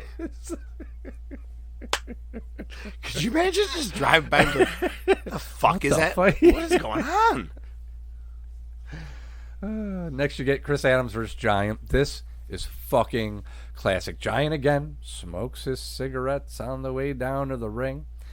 He gets into the ring and he just stands in the corner facing the crowd with his back to Chris Adams. And he's just smoking a cigarette. Fucking drinking my coffee. So he's smoking his cigarette. Giant fucking Adams comes over and I'm like, hey, asshole, put it out. We got a match. Just ignores him, keeps smoking his cigarette. Adams starts hitting him, and Giant's like, you got to be fucking kidding me. And he just beats the shit out of Adams. And he pins him with one foot on his chest while he's still smoking the goddamn cigarette. Cigarette never went out, dude. It never went out. I think this may have been the most impressive thing I feel like I've seen on Nitro. It's... Oh, God, I don't know why. Well, again, I wasn't really a Nitro fan, but shit, I did not know that Giant had a whole cigarette era. Oh, it was fucking classic. It is so good. And then it just goes to shit because we get Bischoff, Hogan, and the Disciple to the ring. This is where I see my sign, Hogan is on Viagra. Mm-hmm. Promo on DDP dares him to do something about it. Rodman and Hogan challenge DDP and a partner of his choosing at Bash at the Beach. Hogan has a basketball player as a partner. There was just rumors of Karl Malone wrestling. I wonder how this is going to play out. Savage. We'll have to wait. Yeah, probably. We go into hour 3. You get Sting and Question Mark versus Harlem Heat for the tag titles. Sting comes to the ring first. This is fucking great. I don't know if you noticed this. Sting's coming down the aisle, and he's looking over at the signs that the fans have. And he stops at one, and it's a fan holding an Ultimate Warrior poster. And he just shakes his head like, you got to be fucking kidding me. And he just keeps going. If you only know about 4 months into your future. I know.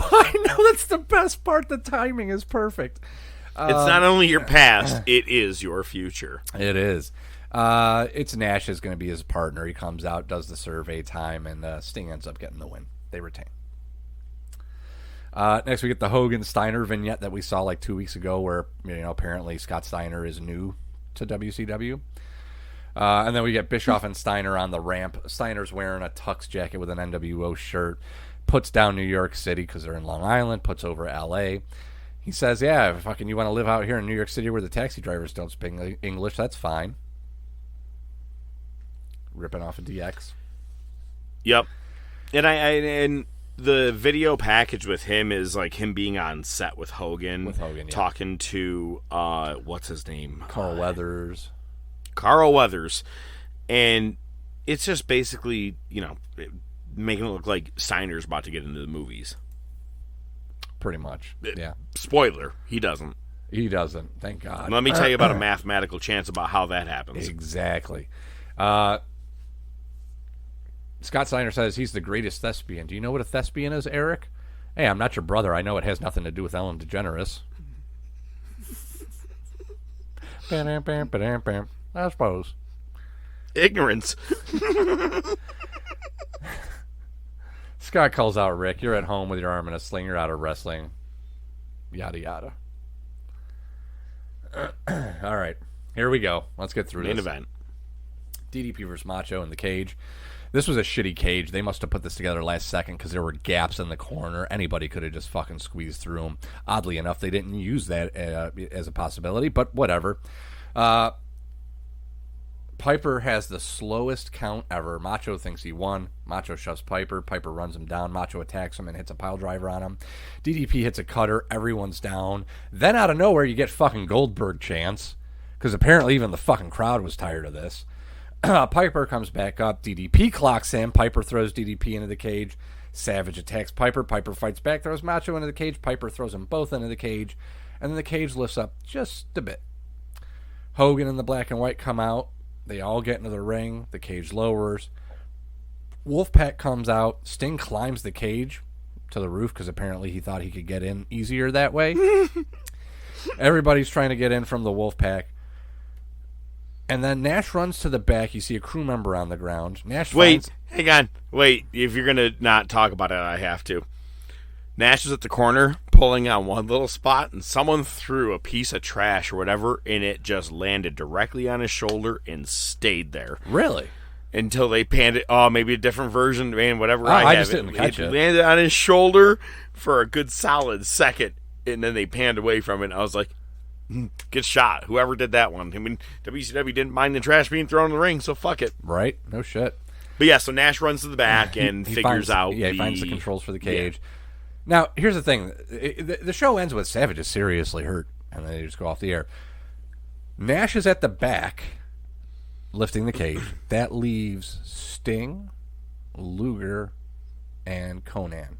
Macho's in the ring getting the shit beat out of him. Cage starts lifting. The NWO starts to powder. It's like 3-1. Black and white to red and black. Good night, folks. Yeah, why did... They couldn't have just beat the shit out of the 3 guys that were there. They had 9 guys in the ring. Yep. And why I say goodnight, folks, is that was it. That was literally it. After they show you that the cage is going to go up and that things are about to get crazy, good night, folks. Savage is seriously hurt, and they go off the air. That's it. Oh, monkey see, monkey do. Monkey has a cage over you. Go. Likes to throw poo. Raw's in San Antonio, Texas. We get a recap of the last week's main event where Vince sabotaged Austin with Kane and Mankind. Remember when Sable had to leave the WWE? Well, fuck it, she's back. For 4 days. And she wants to introduce a person responsible for her return. Well, if you looked at her knees, you could have easily fucking told who it was. It was Vince. And fucking, it goes from cheers to booze. I was seeing the cheek marks how they were stretched further. You just brush your teeth. We get Austin chants. Vince wants Sable to read a prepared statement from Vince. And it's basically he disavows the attack on Austin. He fraudulently set up charities. That whole charity humanitarian of the year thing is a ruse. Sable is trying to do her best comedic timing pauses where she reads it and thinks it's preposterous and like pauses and looks and does this and my humanitarian efforts. It was fucking terrible. Yeah, the whole segment sucked. And the best part is Vince kisses her on the cheek after she's done reading, and everybody, you can almost hear everybody in the crowd go, ew. And then the glass breaks. Austin grabs the mic from Sable, escorts her out of the ring. Vince powders. He's begging Austin to listen to reason. And basically Vince says, Undertaker did it. I swear. Who challenged you? He fooled me. He got me to call the cops on him. That's so he couldn't make the save for you. He's from the dark side. Bell tolls. Taker comes out. He goes, yeah, I challenged you for the title, but I did it like a man. It's a damn lie. You'll never be able to manipulate Taker, Vince. Lights out. Kane's music hits. It's Mankind with Kane and Bearer. Bearer plays into, well, what are you talking about? This was all your idea. Vince had nothing to do with it. It's all your idea, Taker. And he challenges Austin and Taker to a tag match tonight in Hell of a Cell. Oh yeah, the cell's above the ring. It is. It is suspended. It's already there. And it's so it's what we're talking about. Cage for cage. Cage for cage. This one's at least better put together. Give them that at least. You get Vader versus Rock for a King of the Ring qualifying match. Nation is sent to the back as they have been lately. But Henry does sneak out and splash Vader on the floor while the ref's distracted. Rolls Vader back into the ring for the Rock Bottom. Rock's going to be facing the winner of Triple H versus X-Pac. Next, you get a reoccurring segment tonight. It's DX dropping knowledge. It's basically just DX, with a chalkboard talking about the match between Triple H and X-Pac coming up later. And it's great because they make fun of Triple H's nose in this segment. You gotta love that. We get another Edge vignette. Still no date announced. Pretty much same style as all the other ones. Next, you get Droz versus Jeff Jarrett. Mero and Jacqueline come to the ring. Mero heads to commentary. He's pissed off that Sable's back. At one point, Jacqueline slaps Tennessee Lee. But during all that whole melee, Mero crotches Jeff Jarrett and Droz gets the win. Next, you go back to DX Drop of Knowledge. This time it's Gunn. It says this is going to be match of the year. And where's China going to be in all this? Next, Val Venus versus Chains. Val Venus wins. But there was another sign, as if there wasn't enough copying between promotions on their booking. There's apparently a lot of fan sign copying because at WCW we got Hogan is on Viagra. And here we got Val Venus takes Viagra between takes. Viagra, man. Topical. Not topical. Several weeks pill. It's a pill. It's not topical, but I mean, that's what I'm saying. Like, yeah. It was pretty hard on everybody's mind at that time. Bam, bam, bam, bam. Erection. Next, you get Taker backstage with Kevin Kelly. Will Austin be able to trust you? Get out of my face. Whatever. That was a short segment. Back to DX dropping knowledge is Triple H and Pac talking shit. And Triple H made a joke about X-Pac's breath. Next, you get Mero versus Dustin Runnels. Jeff Jarrett's on commentary. Southern Justice is at ringside at some point. Sable comes to the ring. It distracts Mero. Dustin hits a bulldog in the confusion, and Dustin fucking Runnels gets a win on TV. Well, thank God. Well, speaking of God, he meets up with Kevin Kelly, and he says he just wants to thank his Lord and Savior, Jesus Christ. Fine. And that was it. That was it. He goes, Dustin, how do you feel about your win? I just want to thank my Lord and Savior, Jesus Christ. See you. Took him to and that was it. Promo. I was like, oh, adios. Took him to that fucking promo on Dynamite to cut a decent promo, I guess. So next you get X-Pac. By the way, my name is Seven. Yeah. Sorry. It can't be any worse than that. X-Pac versus Triple H in a King of the Ring qualifier match. X-Pac, this is his match returning from injury, and he's already got the X-Pac DX remix music. So Make some noise, X-Pac. A few minutes into By the way, this match was more than I thought it was going to be. Yeah. I thought they'd fuck around with each other more. Right. Both went in and had a straight match with each other Mm-hmm. as far up as they could to the end. Yep. Chyna came out. She was basically the lumberjack. Rolled both of them back into the ring when they went out. Rock interrupts on the balcony, does his whole shtick. He literally squeezed in every catchphrase in about 10 seconds. And then they didn't get it on camera, but apparently at the time X-Pac was out of the ring, got attacked by Owen. Triple H is checking on him. Ref is counting the 10 count. X-Pac yells at him, "Get your ass back in the ring so you don't get counted out." And Triple H does. X-Pac gets counted out. Triple H goes back right to him. I liked that. It sucks that they didn't get to see. We didn't get to see Owen attacking him. You had to be fed it by commentary. If you saw the initial part where they back up and show Rock in the crowd, you do see Owen do it. Okay. I had to rewind it. Okay. Very faint to see. It would have looked almost more like it was a fucking fan doing it to him. Oh, boy. That's how far away it was and just someone random doing it. But yeah. Yeah, interesting finish. They're And again, we are now pushing the Rock Triple Rock, H Triple feud H. more and more. Yep. I'm loving this. Absolutely. Next, you get Snow and Head. Al Snow and Head come out in lucha masks. Lawler's in the ring with them. Everybody knows who you are. You're not going to get him. He's dressed as oh god, I think it was El Matador. Or no. I'm gonna get to it in a second. Okay. Yeah. Al Snow says he's going to make 2 citizens' arrests. One is Vince for attempted murder. He's trying to kill my career with this Aldo Montoya gimmick. That's what it was.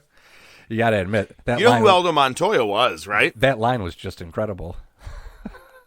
Oh, you fuck! Good for you. And I'm arresting you for lewd public conduct. Lawler goes to throw heat into the crowd. Snow beats him down. Suplexes the ref for some reason.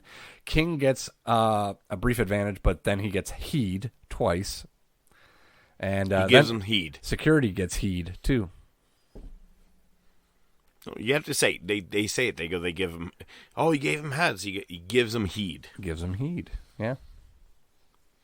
Take heed. Get head.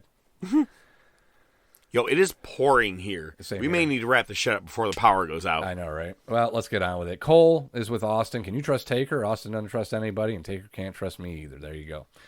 Owen and Mark Henry versus Severin and Shamrock. Slaughter sends the Nation of the back. DX breaks the whole thing up. It's a DQ. Missed opportunity with Severin and Shamrock being a tag team. I know, right? I don't know why. As soon as I saw them together, I was like, oh, what a missed opportunity. Mm-hmm. But those two had so much fucking ego between them with UFC enough, it would never have worked. Nope. LOD 2000 of the ring. Kane's music hits. Kane and Mankind come out as announced as opponents. Apparently, it's a tag team rumble. I didn't watch this. Kane and Mankind won. And this is where everything just devolves into the main event. So you've already got Kane and Mankind in the ring.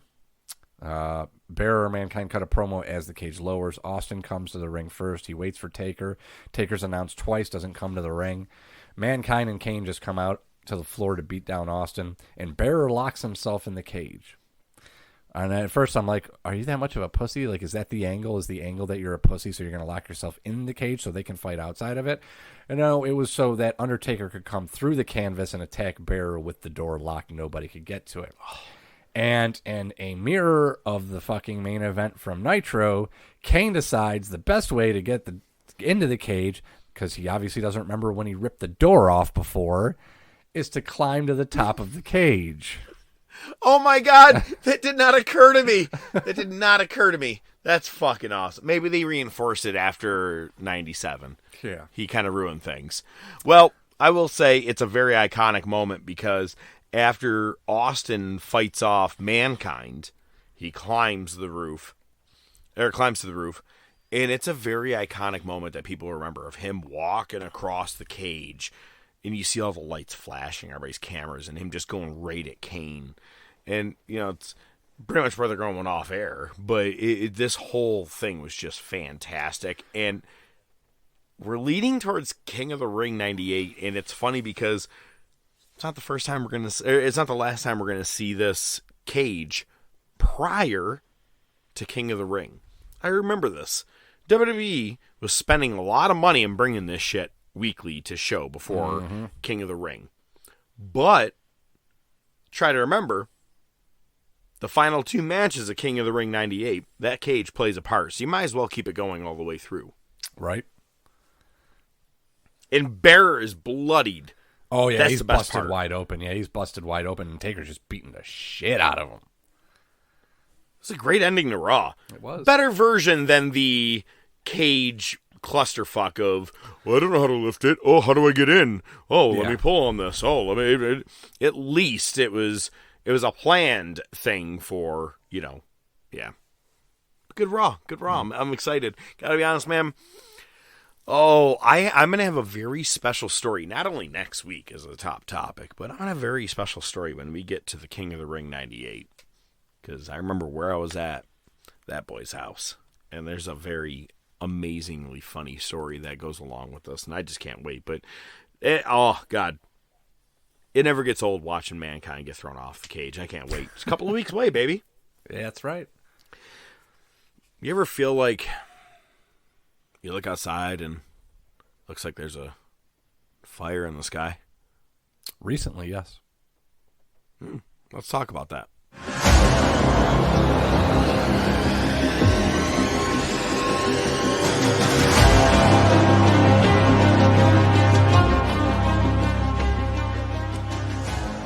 Yeah, I gave the name of the movie away.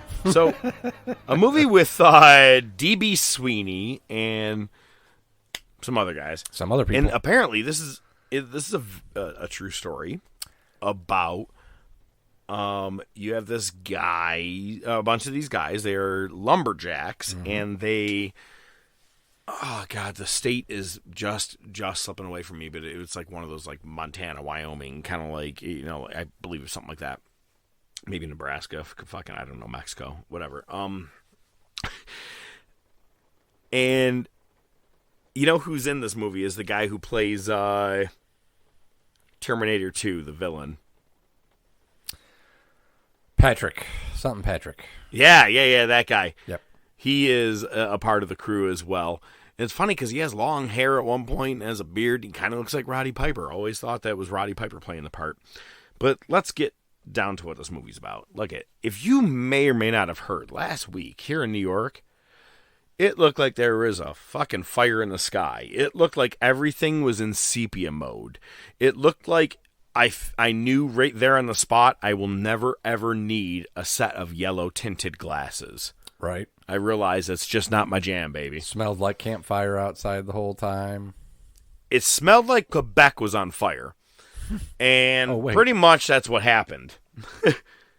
But it kind of brought me back because I, said the word fire in the sky. And it's funny because just a couple of weeks ago while I was chainsawing down some trees, I had mentioned to you, have we watched this or have we talked about this movie before? And you had seen it, I'd seen it. It's a movie that was on HBO like all the time when we were younger. And there's some very obscene shit to see. And I don't mean like obscene like rape.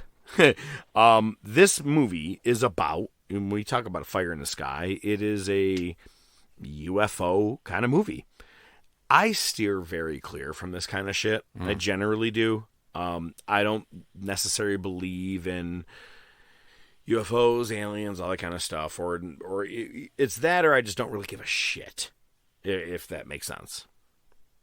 But this movie got me, because these guys are just on the way back from cutting down some trees, and there's like 5 guys all together, and they see this light in the sky. It looks like something's on fire, and they try to follow what it is, because is it a fire in the forest, whatever.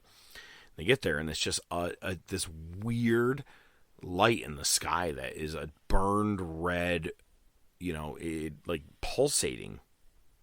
D.B. Sweeney, and I'm, god damn, why am I blanking on the name of his his character right now for the life of me. They're trying to get him to come back into the truck, and then all of a sudden, and I may have referenced this before. This is the only time I ever referenced this. I remember it now. When Rebel was thrown out of a match at full gear or something like that. She did this weird jump where she looked up in the sky, put her arms down, and screamed. Yep. And I go, yo, she looks like Travis Walton. That's that. Oh, I just got goddamn. Fuck you. You Googled. I found it in my head. Anyway. Yeah, whatever. So she did that move. It's kind of like I don't think she did it on purpose. She just did a weird scream like that. But that's what he does. He does this weird thing, and they all watch his buddy, like, kind of getting sucked through the face, the eyes, and then all of a sudden he lifts up in the air and just slams down to the ground. And what does that Patrick guy do? Hit that gas like a motherfucker. Let's get out of here. They assumed him for dead. There was smoke and everything. And they go back, and he's missing. And he's gone for 3 days. These guys take lie detectors tests. The whole town thinks that they all fucking murdered him. Right. Because where is he? Yeah. And they're testing, like, and there's this one guy in there. His name is Dallas, and he's the badass of the group. And he has a very, just a bad history with Travis. And it's funny because they all do lie detector, like, well, everybody was honest. Dallas, well, he was all keyed up because he's like the guy who's on drugs and shit all the time. Right. Robert Patrick, thank you. And then after 3 days, Mike, the guy who Patrick, he gets a phone call.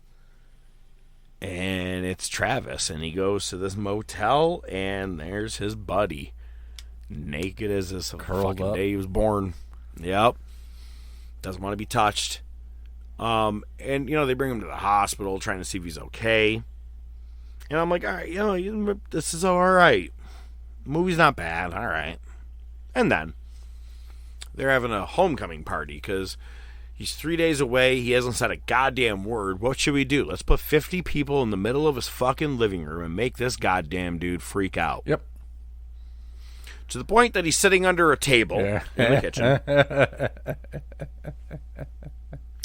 And a bottle of syrup just tips over and pours slowly. And as soon as it touches his face, this dude has PTSD, has a flashback, and is just gone.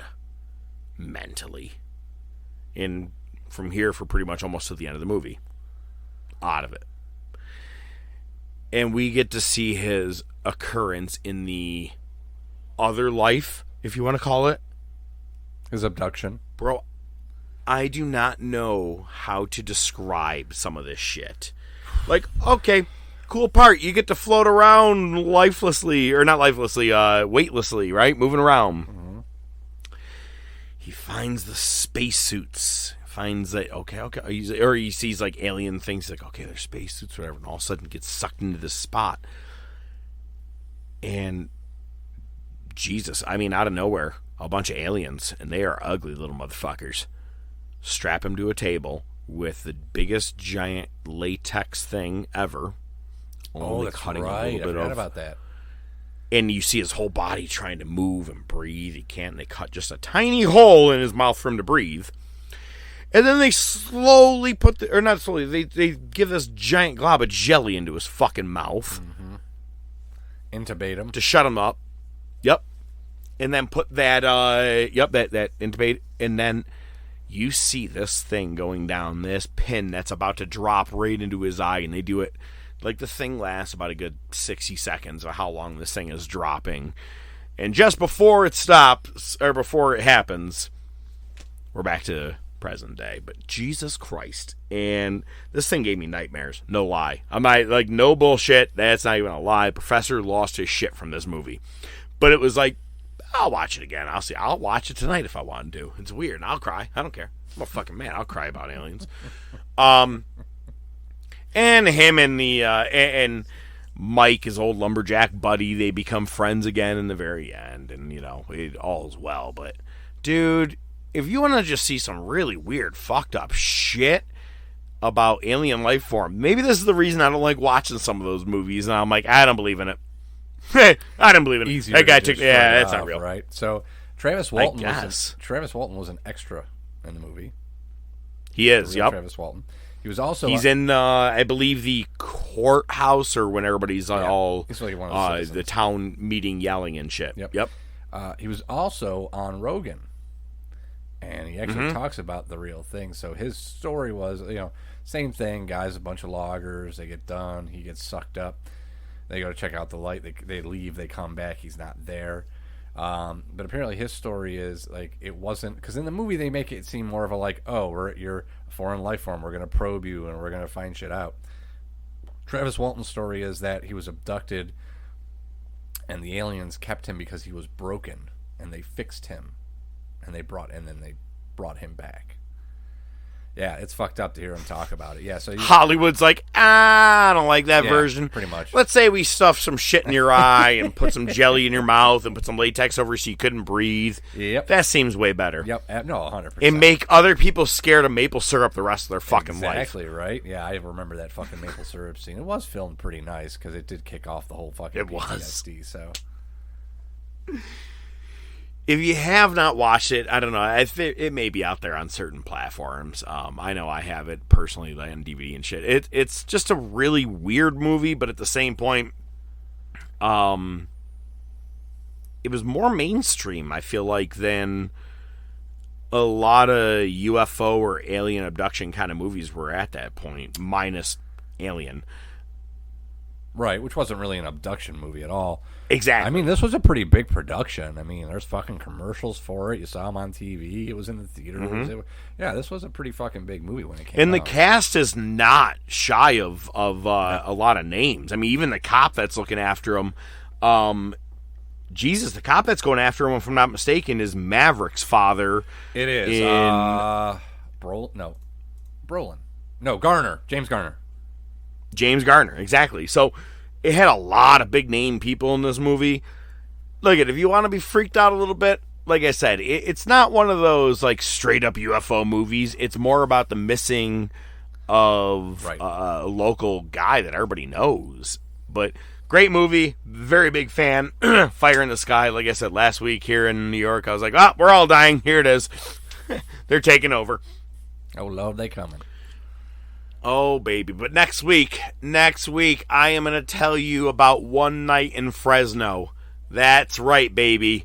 Where'd you meet him? Last week, ODM gave up a very big story about his one night in Toronto. Well, I got one night in Fresno, baby.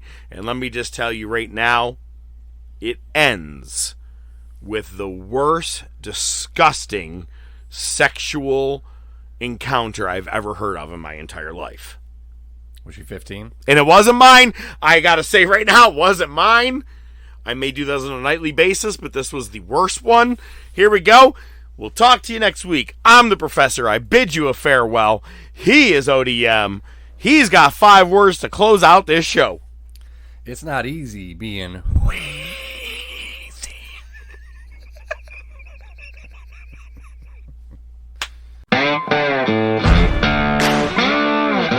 The Top of Wrestling Podcast is brought to you by The Top of Wrestling Podcast. Your hosts are the Professor Mark Fantasia and ODM, the Doc Joe Rizzo. Feel free to reach out to the show by email at thetopofwrestling@gmail.com, on their Facebook page, Twitter page, Instagram page. Remember to subscribe, like, and share. You can listen to the show on most popular platforms, including iTunes, Spotify, Podbean, Amazon Music, Pandora, and YouTube. Without your continued support, it would be just some guys talking wrestling, which is pretty much what it is anyway. Good night, folks.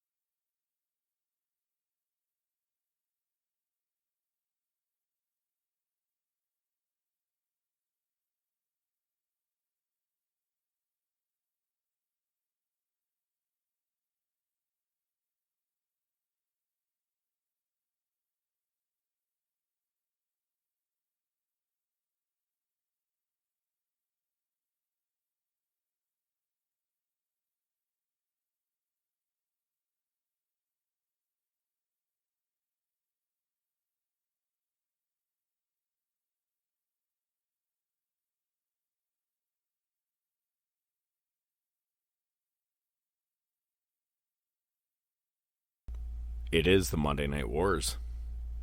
It's the best transition I could bring in, man. Fuck it. I got to start over. Jesus, hang on. I didn't like it. Poweroid's hell of a drug. That's funny. I'm overdosing on electrolytes. Give me a second. I got it.